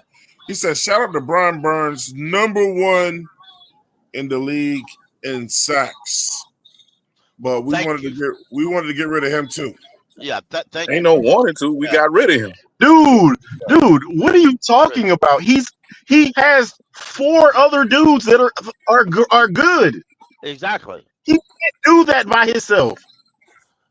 And we knew that. Do not act like, we knew that. do not that he couldn't do it by himself. do not act like this dude is TJ Watt. He is not. He has Dexter Lawrence. He has freaking Carter and Thibodeau. Yeah. Dude, stop that. Y'all over here are guzzling this dude, guzzling on this dude's nuts. When you're done talking, and you don't see the context of why he's doing that. When you're done talking, he's still the leader in sacks. It still matters. I bet you if he was here, he wouldn't be doing that. You know he wouldn't. You're right. You are right. I bet you that. Y'all, you don't see the entire picture. Y'all only see, oh, look, he's leading the league in sacks. There's 4 other monsters on that team. Maybe he wouldn't be doing it because he was in Evero's whack-ass scheme that other defensive players didn't want to come back and play in. Or maybe we just didn't have enough bodies on the defensive line that was good enough for him to get those kind of sacks. Because we sacrificed a lot of that to go help at the other side of the ball because of a certain somebody. And guess what? Brad Burns don't need a bunch of motherfuckers. He did the same thing when we had Hassan Reddick when it was just one other guy on that line. Hassan Reddick is an absolute animal. Hassan Reddick is an absolute animal. Just like Frankie Louvu fucking left us. Hassan Reddick is an absolute animal, bro. So you got to realize this, man. Like I'm not saying don't get rid of Evero, but at the end of the day, stop acting like you're putting players on pedestals when you're not looking at the entire context of the thing, man. There are at least 4 pass rushers on that team that are decent, more than decent. Hey, look, man, I'm not gonna let you take away from what he's done, Nick.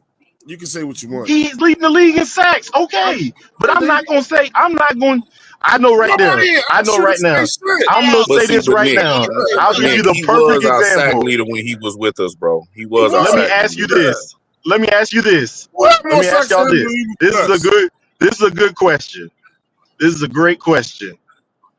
Is he better than TJ Watt? No. Is he better than Myles Garrett? Man, we're not going down that road. Can he even do half of the stuff that either one of those players can do? But guess what? When you're done talking, he's the leader in sacks. Hey, look, I know for sure. I know for 100% sure. If you put a tight end on Myles Garrett, it's over with. I know that for sure. Myles Garrett's a freak of nature. That's not a normal human, bro. Same thing with TJ Watt. You put a tight end on him, it's over with. Allegedly, he's probably on gear, but I'm not going down that road right now. I'm not even going to talk about Brian Burns. He's not on the team anymore. I wish him well. No. Twan, my friend, that is massively incorrect. Brian Burns is tied for the leader with Brian Young from the Rams. He's still at leading. 5. I mean, it's just another He's guy tied. doing it with him. He's tied. It It means that he's not leading. He's sharing the load. Right. Okay, well, You know. I'm not going to split hairs over a guy that ain't here no more. Well, you should. Everybody else is, Claire. I mean, everybody else is screaming that's and true, yelling over a Giants pass rusher. You might as well join in. I wouldn't give a fuck. I haven't joined in at all, Pickle, because he's not here no more. I have no reason to speak on Brian Burns. I agree. That makes a lot of sense, Claire. I'm just saying that there's context behind the whole thing. That's all. But Claire is correct. He's not on our team anymore. So why do we care? He ain't been on the team for 2 years. Can we get Can we get back to the root of the issue of the organization? Because I really want her to dig deep into what she wants to say. Shout out to Flame for Jesus for the $10 super chat. He said Canales is on the hot seat. The only good games in a row he had as a head coach were with Andy Dalton, Try Hendon Hooker. Canales is fired either way. Wait and watch. I agree. It's gonna get worse. I know it's gonna get worse next year. He's only a temporary coach. And yeah, that's gonna be worse next year. And I don't want to hear none of y'all crying about it. Nick be trying to do these scenarios, right? You like Canales so much. You're just. Nick be trying to do these damn scenarios. Would I be wrong if I say this? No, I know plenty of coaches that have come in, you know what I'm saying, in their first year and do well with the new team. I know that we ain't gonna have plenty of coaches that want to come here. There we go. Can you get to the there we go. Shut that whole shit up. Now, we don't have to go out and get no well-known coach. I'm really interested in what you. Which one of the coaches? I'll get to it, buddy. I promise. I'll get to it. Let me ask you this: which one of the coaches that you said did well in their first year wasn't a well-named coach? I'll wait. I missed the whole question. I'm literally on a whole different I feel like I'm in a different room, but y'all keep going. No, I was saying this, Claire. He said that there's coaches that came in that did well when they first year. Okay, D'Amico Ryans did well in his first year. Guess what D'Amico Ryans wouldn't want to deal with? We courted Ben Johnson for 3 years straight. Guess what he told David Tepper? The only thing I'll say to that, though, Nick, is there are many teams who courted Ben Johnson for 2 years. Him not going to certain teams when he wanted to was a Ben Johnson decision. That had nothing to do with Tepper. I hate to break it to you, but it turned a lot of people down. I'm saying I think he was looking for a good situation, and I don't think the situation's. Part of the problem that David Tepper has had the last 2 coaches he's had is his ability to try to tell a coach that he wants to come here what you can't do. Number one, and he has the right. He has the right to do that. Let me finish. Will you please? He raised their paycheck. Can you let me finish, please? He does not have the right to do that. Can you let me finish? Go ahead, Pickle. Okay. Now, when he brought Frank Wright here, he said, "I have this offensive line coach that I don't want you can't touch. I have this. There's this quarterback coach. I think it was something. There's a few other coaches that he wasn't allowed to touch. Well, you know what other coaches said, and they said, and we had the time. He said, coaches said, well, you have a nice life, and they left. They didn't argue with him. They didn't scream. They went coach somewhere else. Some of them wouldn't even come in for an interview over that.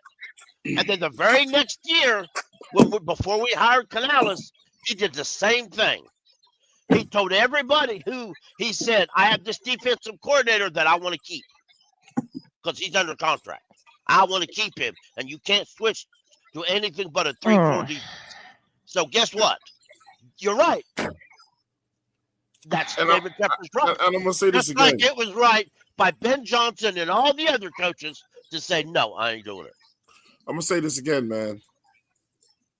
I'm going to be done with this Canales shit for right now, but no other team other than the Carolina Panthers was going to pick up the phone and call David Tepper not David Tyree, but Dave Canales to be the fucking I head agree. coach of their I team. agree 100%. Nobody. And Dan Morgan, everybody knows the connection with Dan Morgan and Canales. And then Canales went and got his buddy, Izzy and bro. Man, look, I'm tired of the buddy shit. Get people in here that matter. Bro, that's life. It's a lot of great Nepotism is minds life, in bro. football, man. It ain't just your homeboy. That's the only reason why Canales is here.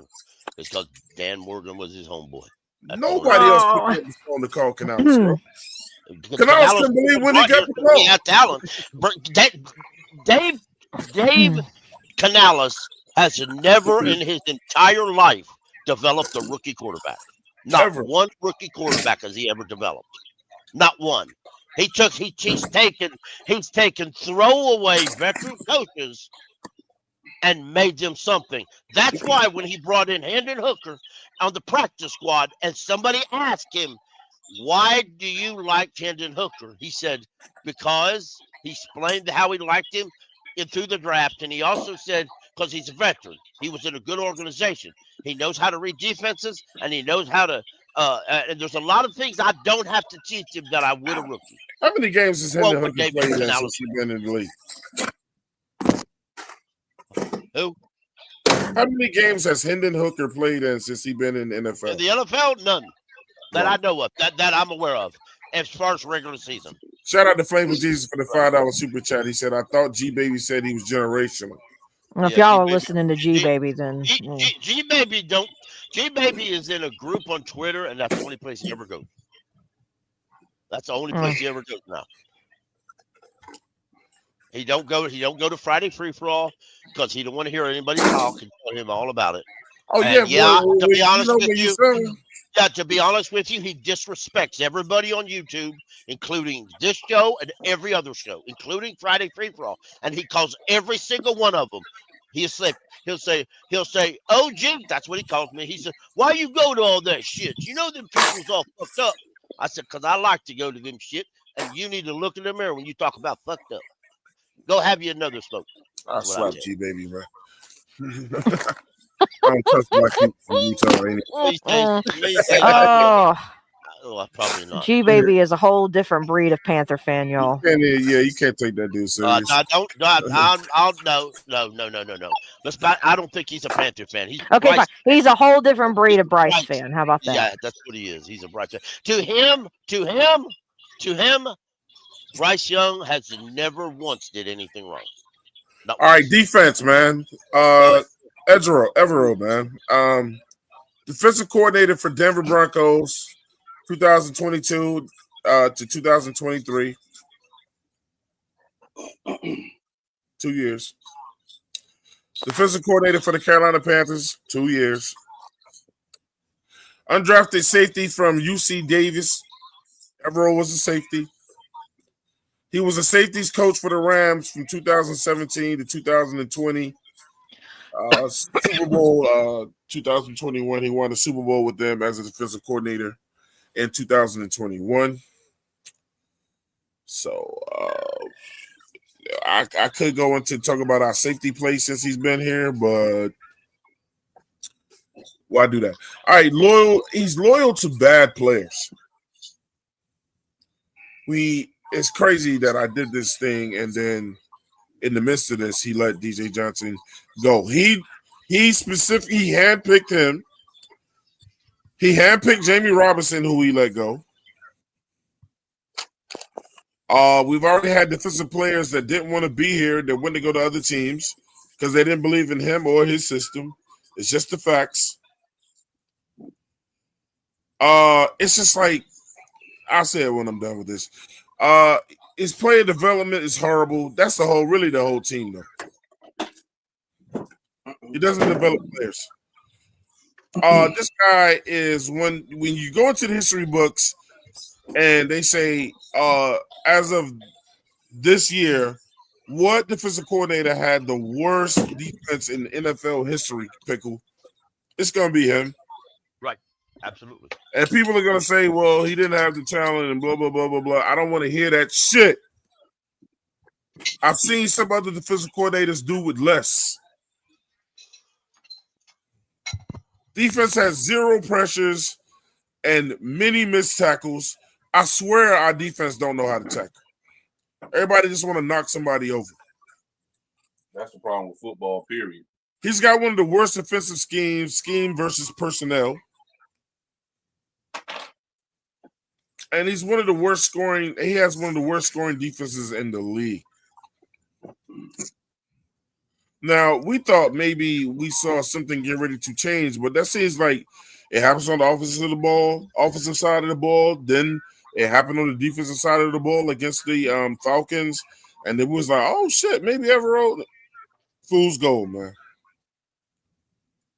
We played a worse team than Atlanta, and on top of all of this, Dan Morgan said, "Oh no, it's my fault. I'm gonna bring him back."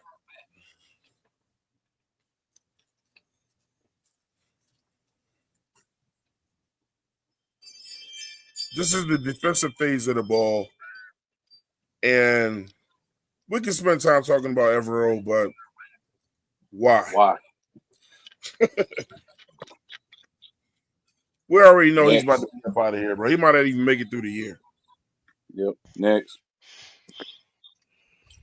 I kind of hope he makes it through the year, just because I want us to be as bad as you could ever be this year. So right now, when I say when we were saying we're a complete clusterfuck, the offense is terrible, the defense is terrible, special teams didn't look like shit the last time we played.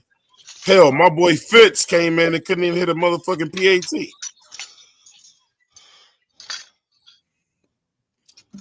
Missed the field goal.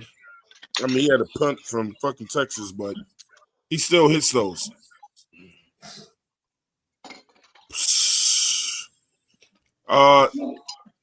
Yeah, I mean it when I ask this question. I'm going right to Claire.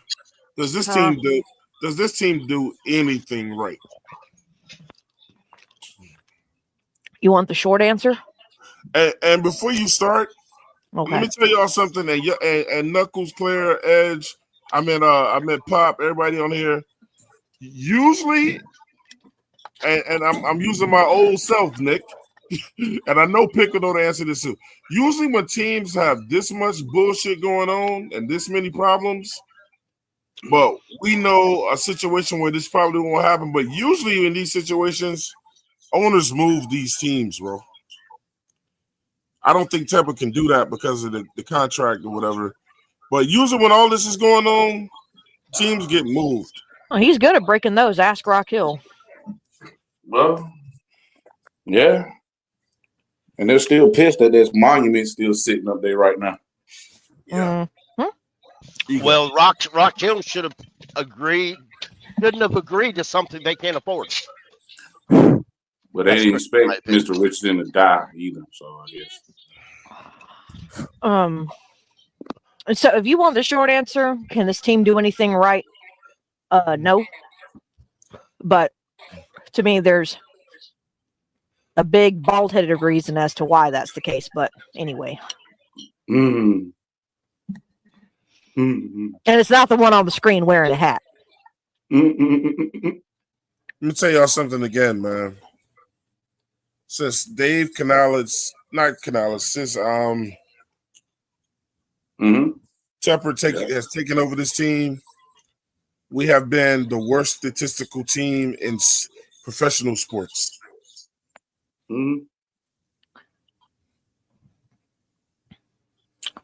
Not football, professional sports. And Pop, you remember when I did that show on the Teppers? I do. It was a while back. Yeah. David Tepper is still going to win because he's going to continue to do concerts in that building and all the other things he wants to do in there. He's going to continue to make money, and that's why I can't wait for what Claire puts together. When we're telling y'all, man, this man can say what he wants. I don't think it's about winning with him. It's not. It's not about winning football games. It's just about him winning at the bank. Oh, I'll add more to that later, but yeah. Oh my God. Shout out to my brother Flame for Jesus for the $10 super chat. Shout out to Flame. Flame said we have players on defense I want gone too, like Nick. That's this guy too, right? And the suspense is killing me. Nick Scott? I don't know. I really That's don't his know. homie. Oh no, everybody knows everyone Nick Scott tight. But that's what's up. Well, that's news to me. We can't replace those players if we are drafting weapons for Bryce every year. Canales is gone if things don't change this year. And you know what it's sad is even if he's gone, It's not a gonna whole change. lot. It's not a whole lot's going to get better. But Nah, Flame. Anyway. It's not gonna change. We're gonna be stuck on this hamster wheel until somebody kicks the bucket. It really sounds like, and I hope we're not presenting this to people, because even if it was true, I don't want people to feel that way. It really Harbaugh feels was like not telling gonna do people to not have any hope for this team. You don't. I mean, well, You think I Cowboys mean, fans got it's- hope in Jerry? it's to me having hope to each that's relative. I think that is relative to each person and how they want to view this team. None of what we are saying, by the way, y'all, is like this is not like the 10 commandments of football over here where we're trying to tell you to do whatever by these certain sets of bylaws because of what our opinions are. But it's like there's just too many glaringly obvious issues that I feel have been glossed over or looked over or swept over. And it's because of things like what we've been talking about so far on the show today. But everybody's going to fan how they want to fan. The wind has been knocked out of my sails for a while when it comes to this team. So definitely ignore me. But, if you're wanting to still fan and, I mean, that's you. I'm just not there anymore. I can't do it. Not Clone with got a question for you, Claire. He said, Miss Claire, is there any options for the Panthers next year? No. well, I've already asked him what he means by options. Options for what? Options at what? I guess, either Like if we're talking about head coaches, I mean, there's going to be options for head coaches. Like if we fire Canales, there'll be another guy, I'm sure. But does that mean it'll be better? I don't know because he'll probably have more experience than Canales. Yeah, but the glaring thing to me is not so much. It's not even so much Canales. It's not even Evero. It's not any of them, in my opinion. But it's Tepper and what is driving him to do what he's wanting to do, and it has nothing to do with winning. So that's where if you do research and look into that. And why certain people were brought here. From the jump, it's never been about winning. You sound a lot like Anthony. I hope I haven't listened to Anthony, but if Anthony is sounding like me, then maybe he's done the research that I've done. Evero. David, let me ask y'all this. I know the answer. I already know what the answer is going to be, but I just want to put things into perspective. Everybody in the chat, everybody on here, is Bryce Young worth $130,290,000? I can't believe you just asked us that damn question. Just answer it. Just answer it. Fuck no. Okay. Well, guess what? Well, guess what? In 2023, your owner thought he was. Well, he's an idiot. Right, but listen to that number. But listen to that number. Go ahead. Ever since then, and the owner is the one that picked him. Ever since then, that has been the driving force. Is the fact that he also does not want it to be stamped on him that he was wrong, and that he would go down as not only the worst owner to date in NFL history, but the one that made the worst decision to top it off in NFL history. And all he has been doing from the jump has been trying to get it to where his asset that has been in distress and in many, everything else left and right is made to look like the lie that has been sold so far, which is that he is a franchise quarterback. It's all been about appearances. What can I do to make this look like it was not a bad decision? Who can I bring in here who's going to back my claim? What can I do to substantiate that? Everything since 2023 has been done to do just that. It has never been about winning. That's why I said earlier, any coach you get in here, as long as Bryce Young is here and David Tepper has the reins. Shush. And David Tepper has the reins. This is what you're going to see. David Tepper and even the coaching staff wants to care about winning. Wins only buy them patience with the owner. That's all wins do right now. It is buying them patience with the owner.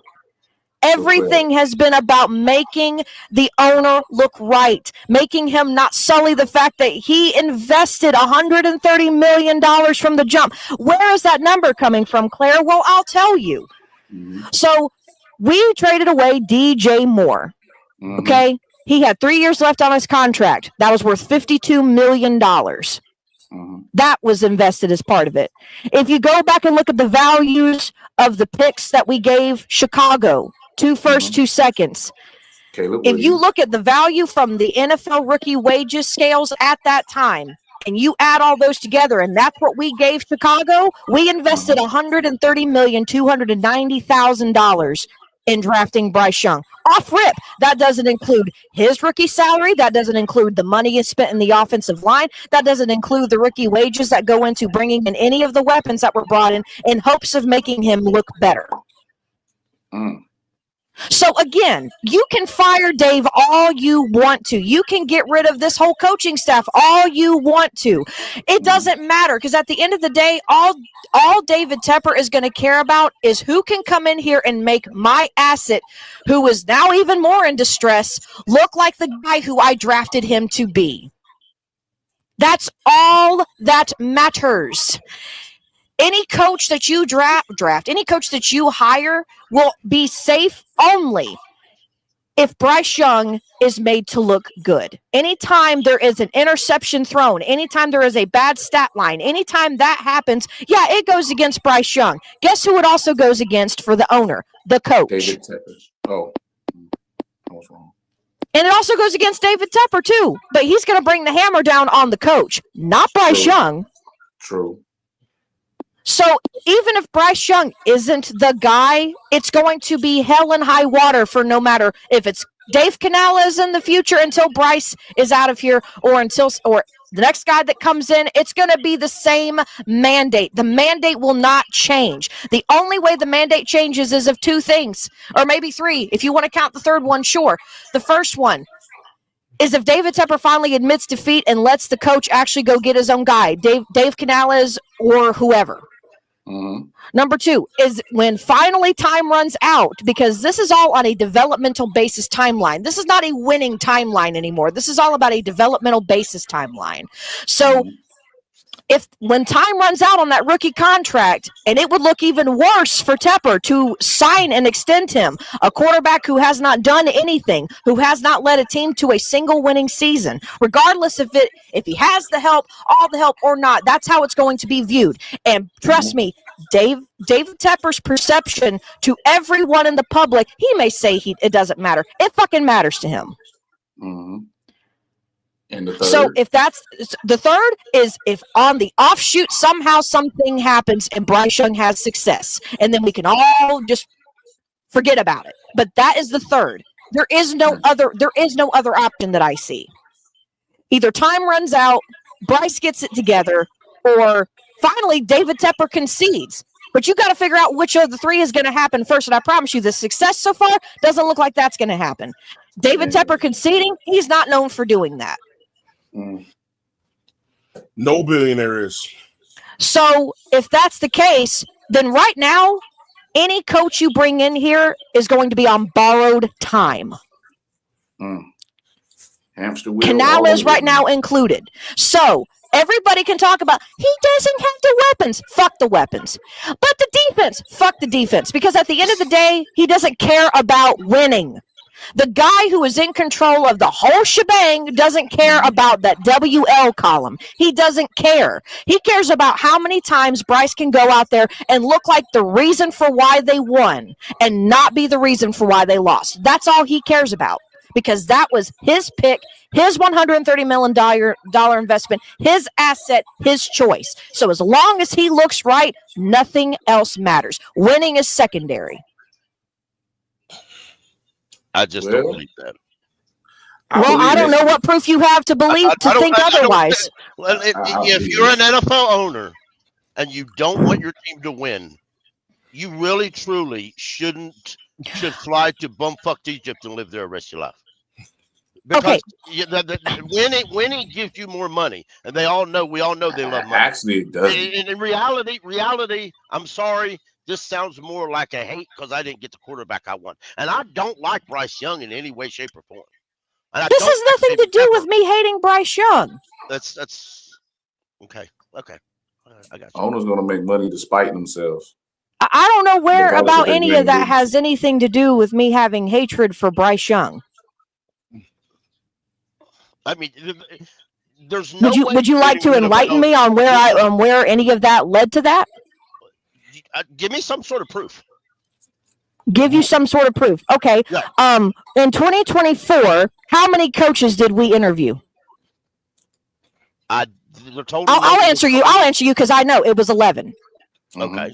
And why did each 11 not get hired? I know some of them flat out. Some of them wasn't going to come here to start with. They were just interviewed because of the Rooney Rule. Okay, yep. Like who? Who? 20, any non-white quarterback. A lot of them were just any non-white coach. Ron Rivera was interviewed 1,000 times just because he was from Mexican heritage. Okay, so you mean to tell me that of the 11, that the only reason why we hired Canales was because he was the only option? That's what we're going to go with? I can agree with you to some extent on that. No. He was the only option that Dan Morgan wanted. And he was the only option that was willing to walk in here and say, you're the boss, you're in charge, I'll be the guy sitting over in the corner. Let's be real. Let's be really real. Do you really, truly think Jim Harbaugh was going to come here and say, yes, Mr. Tepper, yes, to Mr. Morgan, you do the drafting, I'll sit over here in the corner and be a good little boy? Nope. Reached out, not David Tepper. Yeah, no. Let's clarify that. He reached out and wanted an interview. Nowhere did he say he reached out to take the job. Okay, bottom line is, though, Pickle, you went through 11 people. Now, I get some of them said no. Okay, it's going to happen. But if it was about winning, then you would have set aside your ego and your pride, and you would have let someone come in here and do whatever they needed to do at any cost to win. And you chose a guy who had the narrative push that he was a quarterback guru, a quarterback fixer. Yeah, that's okay. All right. That was just propaganda. That's all. Right. Well, either way, we've already seen our owner likes to listen to the media and the propaganda. Hence, who we have here as our quarterback. So if that's the case, the basement Twitter groups. Right. So if that's the case, the King Rook. If it was about literally winning, and if it was about getting the best person in here to put a winning product on the field, you chose the least experienced coach. You chose the guy who was labeled by the media as the quarterback guru. And you just watched your quarterback go through hell with the guy who you originally picked as the head coach, and you fired him only because of that 1-10 start and because the fans were calling for something to happen. and it wasn't working. And we all heard about the whole Hunger Games shit. People were going behind people's backs. It was chaos in the staff and in the front office. The person that was in the middle So of you all mean to tell me you couldn't set aside your pride enough and give a check to someone like a Bobby Slowick, like a Dan Quinn, like a Mike McDonald, like a Todd Monken, like a Frank Smith, like a Raheem Morris? You mean to tell me you couldn't do that? Defensive coaches don't count. Defensive coaches absolutely count. Because if you were about winning, it was about bringing in the best option in here. To me and you, they count. If it was up to me, I would have hired Dan Quinn and said, do what the hell you want. If you want to fire Bryce Young, fire his ass. If you want to trade Taylor Moton for a But Pickle, you're not proving my point. You're proving my point then, Pickle. You're over here telling me it's because, it just sounds like hating the fact that we didn't get the quarterback you wanted. You are literally proving my point as you're talking. He didn't go get a defensive mastermind. He didn't go get a guy from a winning product with experience. He never was going to. As a fan, I entered last year with I went before. You know what? Before we hired Frank Wright, I come to the conclusion that the only defensive coach that was ever going to get a shot at being the head coach of this team, as long as Tepper breathes and alive, is Steve Wilkes. If he doesn't get it, there doesn't exist a defensive coach that's going to get this. Ever in the history of life, until David Tepper dies, there will never be a defensive coach over this team. As a fan, I had to get adjusted to that. I don't like They're not it, going to be a and good I coach. always hope otherwise. But until then, it'll never happen because he believes what he thinks is right. Is that our offensive gurus are great. I sit on C3 and I listen to a massive amount of people. Cody Lack, Anthony, JJ, I like to name them all, that said we have to fire Ron Rivera and draft a offensive coordinator that could call plays, a young guy that could bring an elite offense to this team. As I told them all many times, you got what you wanted. Are you not happy? Are you not happy you got what you wanted? David Tepper listens to Twitter, or he used to. Remember, King Rook, who's hiring the coaches, King Rook? Who's doing the vetting work on the coaches, King Rook? Yo, it's crazy that a lot of people think owners care about winning. They really don't because they're going to make money by using the building. Well, I can tell you because they always talk about who is sitting in on their interviews, and it's always the GM, one other person who's part of either an HR department or other kind of recruiting department, and David Tepper. Mm-hmm. So again, you are proving my point, Pickle. Why does Bryce Young have any part in this? It has nothing to do with any kind of hatred towards the fact that he was picked. It has every bit to do with the fact that we had an owner who was willing to commit to $130+ million of an asset to go get a guy that only he was committed to. That's my point. My argument is not about the coaches. My argument is he doesn't want to win. That all he cares about is developing Bryce. If that's the case, then him and Bryce have a homosexual relationship. And I'll say that bluntly. I'll just say that right out because let me tell you what. Bryce Young was the. It's some type of connection between the two. I don't know if it's that, but it's a connection between the two. We were nowhere near ready to trade up for any quarterback, regardless of who it is. Go ahead, Pickle. Regardless of who it is. Go ahead, Pop. We got Ed in the building. Go ahead, Pop. Now, Pickle, I get what you're saying. What's up, boy? I 100% agree with you. I think the biggest thing that maybe might be getting construed of what Claire is saying, but just to put it in a nutshell, if Bryce doesn't work, who is coming after Tepper? Nobody. Everybody. No, The everybody. media. Okay. Well, yeah, The okay, media. verbally The the media, stuff media. like that. The Yeah, media. The yeah, the people media. But whose as far the as people whose appearances his appearance will now be tarnished. Continue popping. You know who else is part of that media?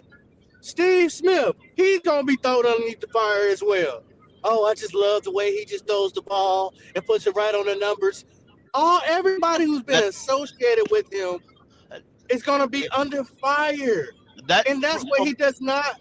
That's what he does not want. Now, there's another thing that part of the media that we don't get to take part in.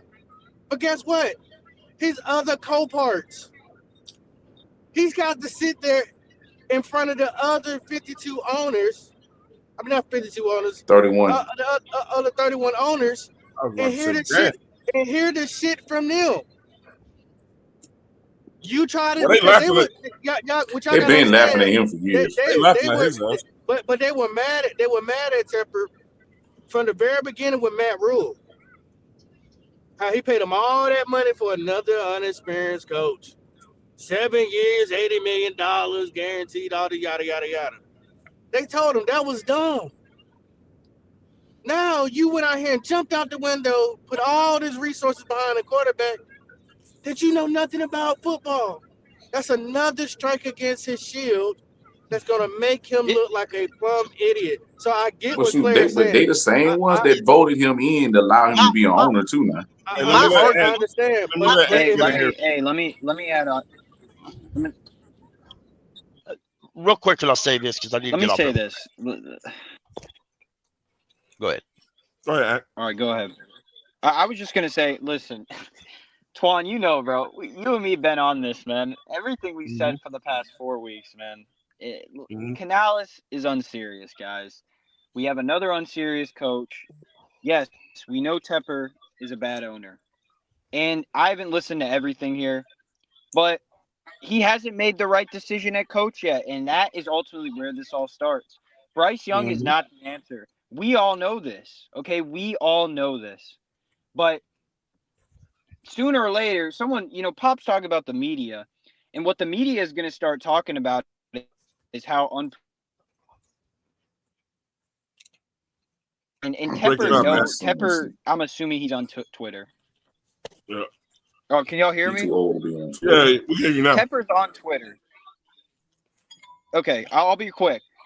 He's on Twitter. I said this today. I don't think Canales is going to last the season. And, it would be a damn shame if Bryce Young gets another year here because of his relationship with Bryce Young.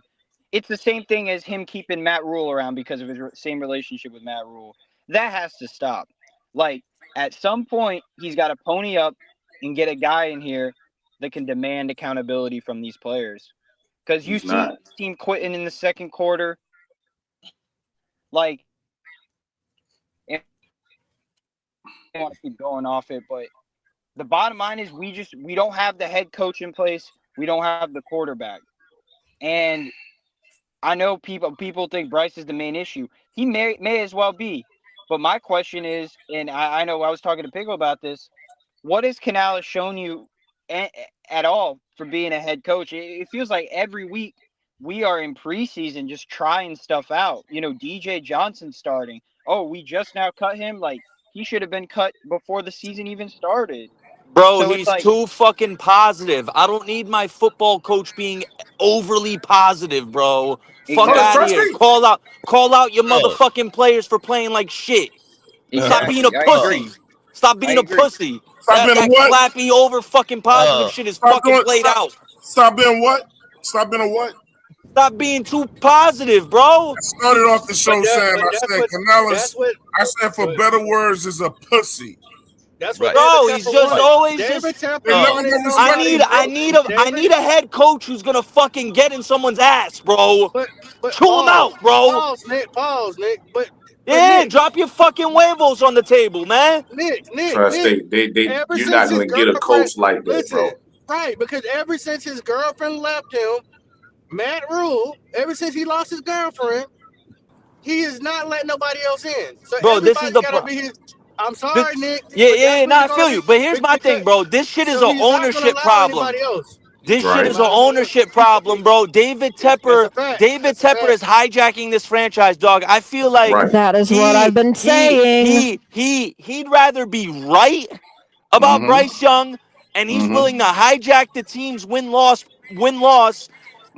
over being correct, bro. This is my Thank you, problem. Nick. If you Thank you, really Nick. cared about winning, I said this before, bro. You should have offered an open check and told Jim Harbaugh, "I'll give you Or whatever you want. whoever. You want full I just think control of he's this stupid. team? Have it. Take I it. mean, Here, open I check, listened to bro. AM radio, and That's the only way. Bill Not Polian called Dan Morgan's guy, bro. This Dave Canales was Dan Morgan's guy going back to Seattle. It's not working. He's way too positive, bro. I don't like my coach being too positive, bro. You got to choose someone out. Call him out. Let me tell y'all something real quick. When y'all say that coaches don't do that now, that's bullshit. I seen Matt LaFleur with Green Bay. Openly rip Jordan Love. Openly. All the way from the field to the sidelines, bro. That's the Packers, bro. And he's a younger coach. That's the Packers. That's if you want to keep so check this out.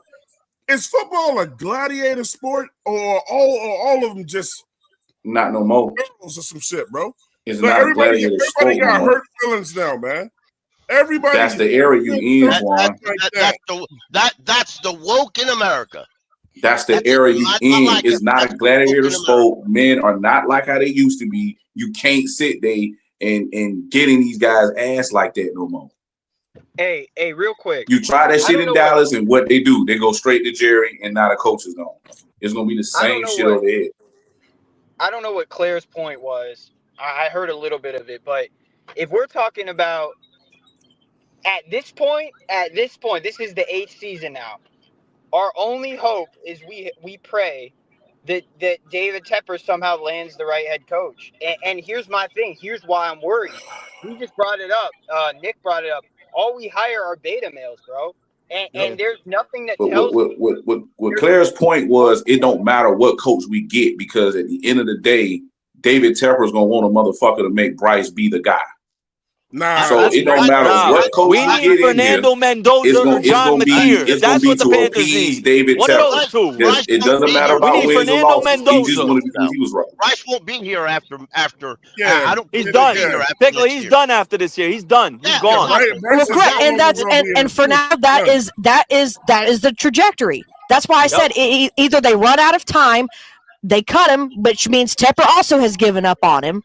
Or B, he works out, or C, he works out. Those are the only three. That is exactly what I said. Claire, you know this as well as I do, Claire. The third year for a first-round quarterback, especially a number 1 overall pick, that's the make or break year. The third year is that there's no more excuses. I don't disagree. So Bryce I'm not disagreeing. Bryce would literally need to do a complete 180.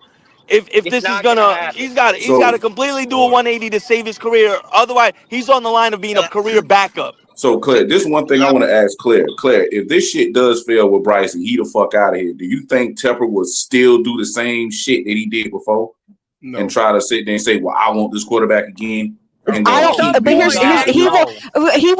he would not risk the shame a second time. No, I don't think he'll do it. He's getting shamed now. Nobody likes him now. That's what I'm trying to tell. I listen to XM radio almost 7 days a week. Pat Kerwin, Brett Favre, Bill Polian, Kirk Morrison. God, I can't name them all. I literally can't name them all.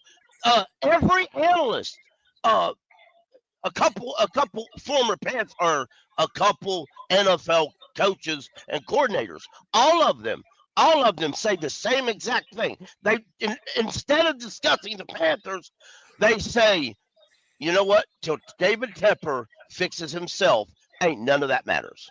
And they'll say that when they're forced into it, like Bill Polian will say, Bryce Young will probably be a good quarterback somewhere. Not a great quarterback. He's 5'11". You'll never change that. He'll never be no more than good, if that, under a team with elite everything. So let me go ahead and I really want to know what they know in the league about Tepper now. That's bloody, exactly what they say. it ain't The just build up Tepper though. that Listen, Tepper's going to lose something. Y'all, he don't have any respect now. That's why nobody wants to come here. I'm That's gonna tell why you something. a person will interview for a job. That don't mean they're going to take it. Hey, Ant. Hey, look, I'm gonna tell y'all something that's gonna scare y'all even more, man. So with the whole Tepper situation, think about the owners of the Browns. Think about that owner with the Bengals. Or the owner of the Jets. Think about the owner with the Jets. Think about that owner that what with Detroit. I mean, Detroit changed. Hopefully, the best that can happen to us is that Detroit situation, because But the how long that owners took? didn't change. They just broke down and brought a real coach in and let him bring his own people. Twan, here's my thing. But Twan, guess and how everyone. long it took them to do that? That's the point. Twan and everyone. Can y'all hear me real quick? I want to make one real quick I point. can hear you. Go. It's just unfortunate. It's the unfortunate truth that I'm facing. I'm not going to speak for everyone.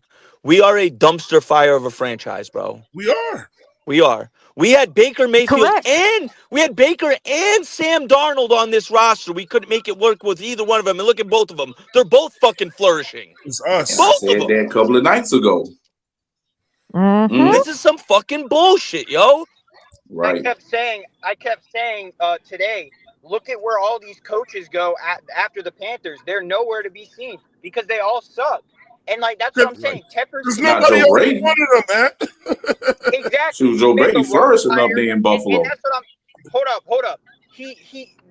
Like Twan said, there's not going to be an ownership change. This is the 8th season now. You would figure he would learn something. He ain't going nowhere.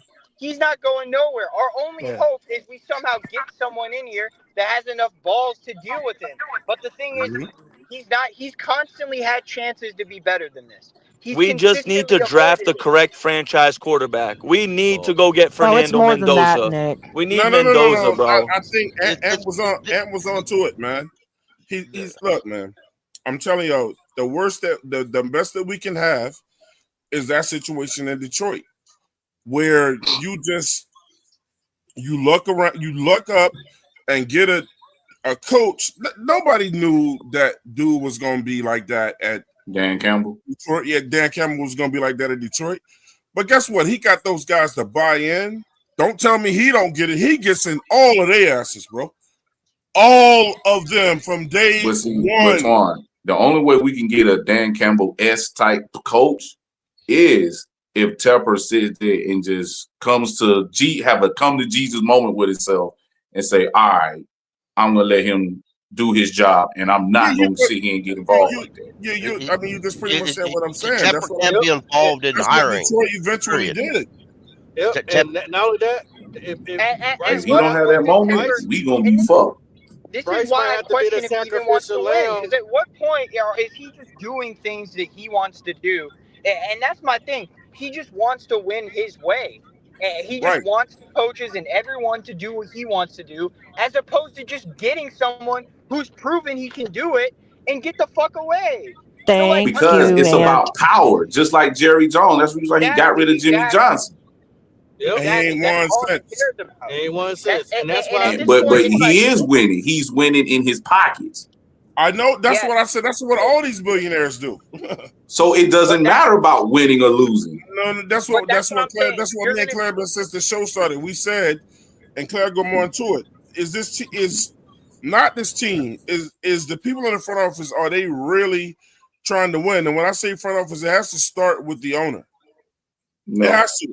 I didn't even say nothing about Dan Morgan. I didn't even put Dan Morgan in these slides. But Dan Morgan, he ain't been a GM. He's a puppet, bro. Who was GM? Who was he behind? Another shitty GM that Tepper went out and got. Fitterer. I gotta ask Claire a question. All Fitterer did what's up? in Charlotte was gain weight. So that video of Tepper walking out that stadium, are you saying that he was more mad that Bryce looked terrible than the actual scoreboard? To be honest with you, I think with just how badly everything went, I think he was just. I think because we don't know what was said, but I think Tepper and the way he looked, just based on, I've only seen one clip, y'all, because I'm not on Twitter anymore. But I think he was just overall frustrated with how everything looked as a whole. Mm-hmm. But I His mean, coach is I don't know. embarrassing, man. But I He was came going to out say, and said, but the guy that he did go pick, I mean, it has been embarrassing, but you picked him.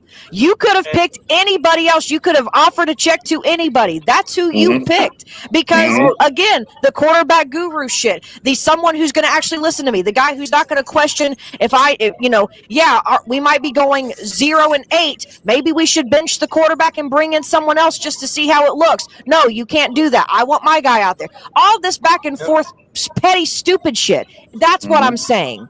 You know It what I'm has saying? nothing to do with Bryce Young. If this was any other quarterback and it was going this same way, I'd be saying the same shit. It doesn't matter who the quarterback is. It's just the fact that Tepper picked him. He made a huge amount of investment to go get him, and he made it practically on his own. He's You know already what? told y'all he has the veto power. He's already told y'all that it was pretty much his pick. And we and already everyone knew, will be pissed even with him. before the draft, that this was going to happen, because when he called and spoke to Bryce Young the day we drafted him, he said, remember, Bryce, at the Super Bowl when I said we were going to go get a QB? His mind was made up Yep. then. So You let's know what? not act Exactly. like You know what, Claire? sorry. Go ahead. What I'm learning from Tepper over this time that's been held, he's the only man that I know with all this money Mm-hmm. in professional sports who is constantly trying to catch lightning in a bottle but still hasn't caught it one time at all. Because of the choices that he made. Oh, I'm gonna get the smallest quarterback ever. I'm gonna get the least experienced coach to be our head coach. He's trying to catch lightning in a bottle. He did it twice with a coach, and it's never happened. That's never been done. I don't. He's got to. He's trying to be innovative. I think. He's trying to be different. Right, he's trying to be innovative, and it's not No, working. I believe Bryce will have to be the sacrificial lamb in order for him to get out the way. He wants to be more praised than the team, bro. But There Yes. you that's what go. I'm saying. He But wants the that's what I'm- credit of saying, I did it. But that's what I'm saying, Pop. You're breaking up, Ant. Right? Canales. Oh shit! Can y'all hear me? We got you Yeah, there. Yeah, we can bro. now. Yeah. Let's start over. Okay, sorry, I'm driving. Okay, so Canales. I know Twan remembers this. Canales sucks, but I also said that he is gonna be the scapegoat for Bryce failing because Of Tepper's course. too ignorant and he's got a too big of an ego to admit his failure. So like, that's where we're fucked. He's got to let this Bryce Young shit go because another coach isn't going to come in here and cater towards this QB again. It's not going to happen. Even if I don't agree with, even if I think Canales stinks, which he totally does, he's in over his head. He still shouldn't have been in a situation where he was forced to do this with this quarterback. Neither was Frank Reich. Even though Ant. Even though I still think both of them suck, though. They were both the wrong hires. I do have to say that. They weren't the right hires. But yes, it's just it's insane. It's a lot of like, it's a lot of wrong shit over here. Too, and the thing is, David Tepper had his head coach. He did. He had a head coach that probably could have took us some places, at least nine wins top, threatening the playoffs. He had it. So when I ask y'all this question, somebody give me a real reason other than Tepper's attitude and other than his narcissism as the why. What can Tepper tell us to make us believe as his real reason for letting Wilkes go? Why did you say? Why did you conclude? Why did you conclude that you didn't want Wilkes and you wanted to move on from him? Why? Because he wanted an offensive mind. I heard that. Yep. He doesn't like alpha males. He likes So he want to be the only alpha dog in the building. But it sounds like yes. Well, then we're always going to suck. Ever since, I'm gonna say it again. There you go, Nick. Thank you for saying we're it. always going to suck. What We're Trice always said? going to suck. So listen to this. I don't We're know. always going to suck if that's the case. Yeah, I don't know if this is true or not when I said this, but listen. So the only thing like if I'm doing a mystery and I'm reading like the little tips and the things that is going off. So the conclusion I came to with the whole Wilkes things is this.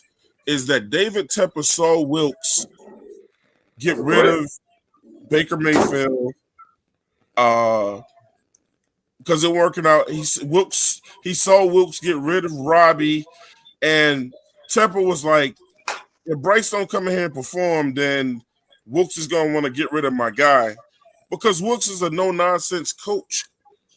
But at the same time, he gets the best out of his players. And David Tepper don't want to deal with that. So how do you avoid that if that ever comes up? You do the Jerry Jones thing where you go out there and get a coach that's going to listen to anything you tell him to do. And your first job is what? To take care of my prized possession, which is Bryce Young, and make him look better than he is. That's what I was just saying a second ago. No one can do that. David Tepper use Steve Wilkes because he told him to go fire all those people. Yep. He made it seem like he was going to be an intern. He said he had to do an incredible job, and during that process, he told them to go fire all those guys, especially when they found out there was a mole or whatever in the building. He told Steve Wilkes to go fire them guys. Yes. It was a mole. Yeah, it was what's his name? It was Tabor. Yeah, that's why he got the job after. Right. So he told Steve Wilkes to go fire those guys. Forgot all about that motherfucker. Steve Wilkes went and did the job, and then after that, he fired Steve Wilkes because he is an alpha male. He would not just sit there and do some dumb shit. He ever since Matt Rule, who screwed him over, he has not been able to let go. His grip around the organization is even stronger. Yes. Telling y'all, bro. Bottom line with David Tepper, in case y'all didn't notice about David Tepper, was this. This is another thing. The owner that we have is a guy who was a minority owner, a very small minority owner with the Pittsburgh Steelers, and this man actually requested that the head coach be fired over there.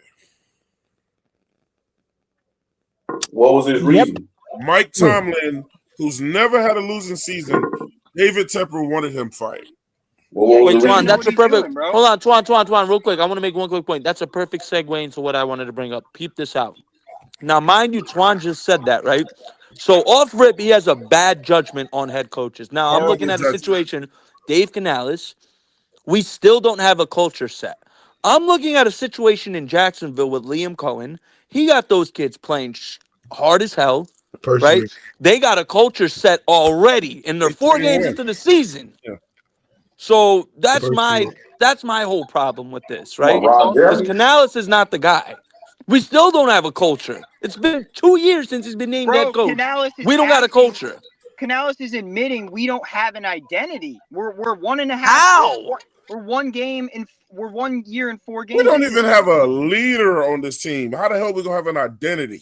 Right. That's what Ant was saying. Here's the thing, right? You brought up Jacksonville, Nick. Jacksonville has a shit owner too. The only way we have a chance at anything, getting a decent coach in here, is if he can do stuff with the roster. Like, we have to make the roster advertising. And while I think we have some players, we do not have a situation nearly enticing as some of these other job openings did. Like, so it's just like, I'm going to be honest, we may be in another situation with another coach that's not qualified to do the job. Exactly. I hear you. But here's my thing. Shout out to Riz B. He said James Campen was the mole. And also, man, shout out to I seen him in the chat all night, man. Shout out to S.353. New in the chat. He said, this is a great show, man. Loving the content, man. We really, really appreciate this, man. Look, the reason why this show is good, man, is because we got all these great people on the panel right now, man, that know the sport, man. And, you know, I don't take credit for this shit, man. It's just you guys on the panel today, man. Salute yourselves, man. If y'all know, I've stepped back. I'm just listening to y'all, man, because I'm just trying to.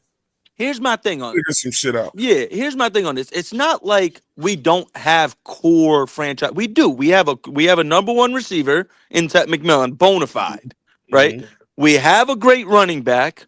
We have a great running back coming back next year who's going to be amazing. Mark my words on that.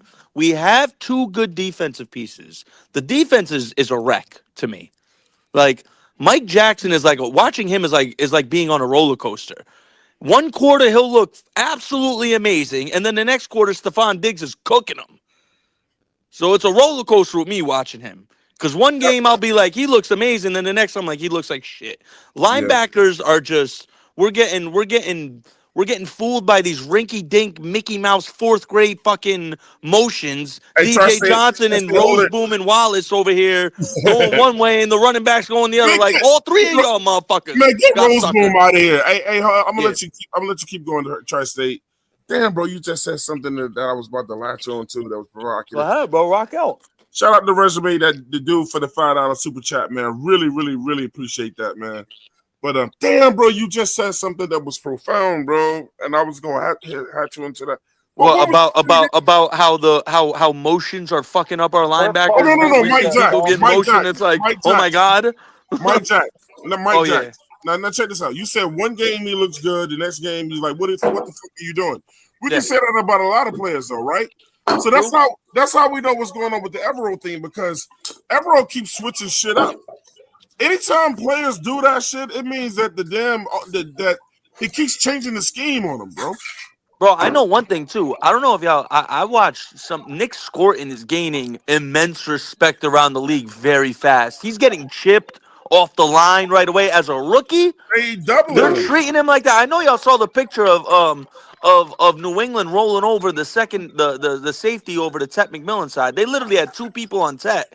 Like, they're treating Tech like Megatron, bro. New England was treating him like it was prime Moss out there. Tri-State, you got to think about it. If they take away Tech, who else we got? Right, Bryce stares them down the whole time. Because we don't have Coker yet. Hunter, he's just a slot guy who's still trying to get into the into things. That was a huge flop, Bloody Knuckles. Renfro's a flop. Huge flop. It flopped. Bro, now, you know what I'm saying? You know what I'm saying? Hey, it is what it is. Mullins, he's still allegedly hurt. So, he ain't hurt. He got benched. Well, I don't believe he got hurt. I believe he got benched for his effort. Well, he's benched. For his lack of David effort. Moe elbow got broke. So who else we got? Only thing you got to do is take away Tetero.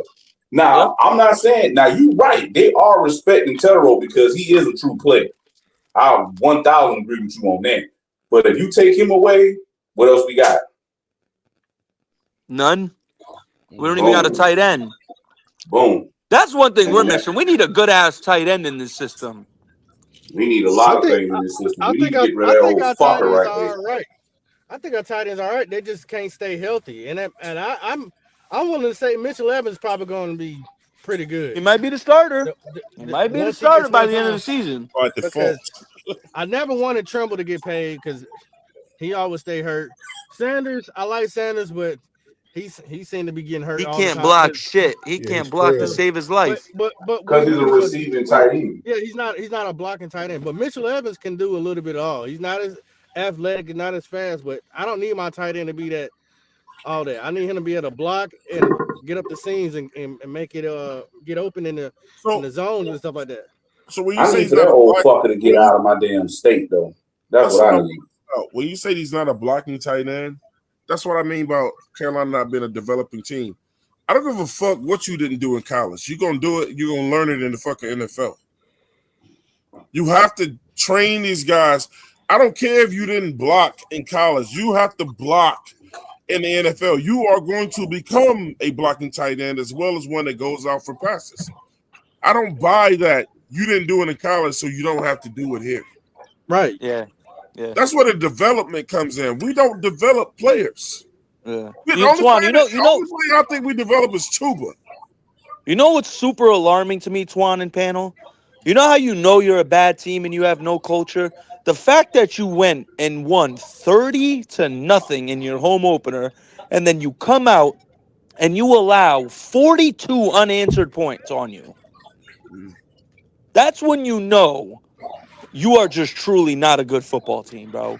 Because a team who wins 30-0, you're supposed to carry that momentum, and the guys got to be hyped coming into this New England game. And everything looked good early, but the second coaching needed to get involved because New England made their adjustments. They coached circles around us. Vrabel and his coaches circled laps around Canales. Well, Tri-State, you got to remember, when David Moore's elbow got separated, we went into 2 tight end sets. There's nothing else we could do after that was the first play of the game, wasn't it? For us offensively, David Moore? And when his all elbow those other got plays hurt. are scripted. But then New England, as being Patriots, like I said before, they made adjustments and everything went to shit.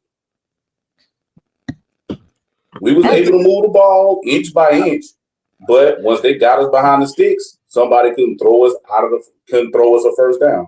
I don't think they made an adjustment. I just thought the Canals just started calling dumbass plays, bro. They just like fuck it. I think the plays are straight. That's how we'll play it. Execute none of them. There we go. Derek Brown said it best. I didn't even know that. Look at that fucking quote.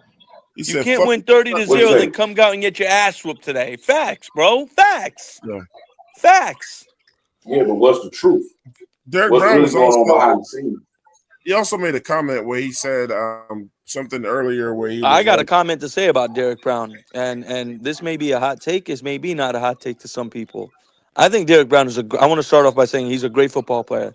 He's great against the run. That man is not a good pass rusher, bro. He's not. He can't rush the passer, bro. I agree with you. He cannot rush. Yeah, but bro, I'm looking at guys nowadays. You need your defensive tackle. Look at the elite ones nowadays. His number one job is to stop. I need my defensive tackle to blow up the run. I need my defensive tackle to do both. I need him to do both. Why did they? Nah, he's not that. You're not gonna get too many. You're not gonna get too many Aaron Donalds, bro. You're not gonna get too many Warren Sacks, bro. We got spoiled by that. That's what you got edge rushers for. Edge rushers are the guys supposed to get out to the quarterback. KK Short and Star Lutulele, that was the last 2 guys that could penetrate and get them sacks like that, bro. For us, but there's guys like Chris Jones in the NFL, Dexter Lawrence, who are interior guys, and they are premium pass rushers, and they make differences in the game as a pass rusher on the interior. The biggest pain point is that with Derek Brown and any of the defensive tackles, even if they were to actually be good at shedding through all the blocking, we have 0 middle linebacker or inside linebackers to come help push through to get more pressure. That's the pain point. That's true. Yeah, hey, Claire, what I said at the beginning of the year, Claire, I said to any team that plays us, if you want to have a chance, I said, we'll win the game. I said, attack us in the middle on defense. Well, they already know to go at Rose Boom. Been doing the Rose Boom is Rose bullshit. Yo, he is horrible. Dude is fucking. Everybody know to go after him. Once Strange smoked his ass in the first game, everybody said just go after him. Guess what, Twan? Yeah.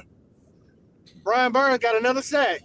Hooray! Hey, listen about that Brian Burns thing. Yeah, it's easy. He's leading the league in sacks because he has Dexter Lawrence and Abdul Carter who are taking up all the attention. But they ain't over there helping him beat his man, though. They ain't over there helping him beat his man, though. Yeah, but yes, Twan. I never said Brian Burns is an excellent pass rusher, but what I'm saying is he is benefiting off Dexter Lawrence and Abdul Carter. That's why he's getting a lot of one-on-ones because of them. Okay, but let's check this out. But listen, he's a great. Hey, listen, if you're gonna leave Brian Burns one-on-one, he's gonna get 15 sacks every game. I mean, in the season, he's gonna be one-on-one because have you seen Abdul Carter, bro? The last game against the Chargers, he had 9 pressures. But Nick, 9.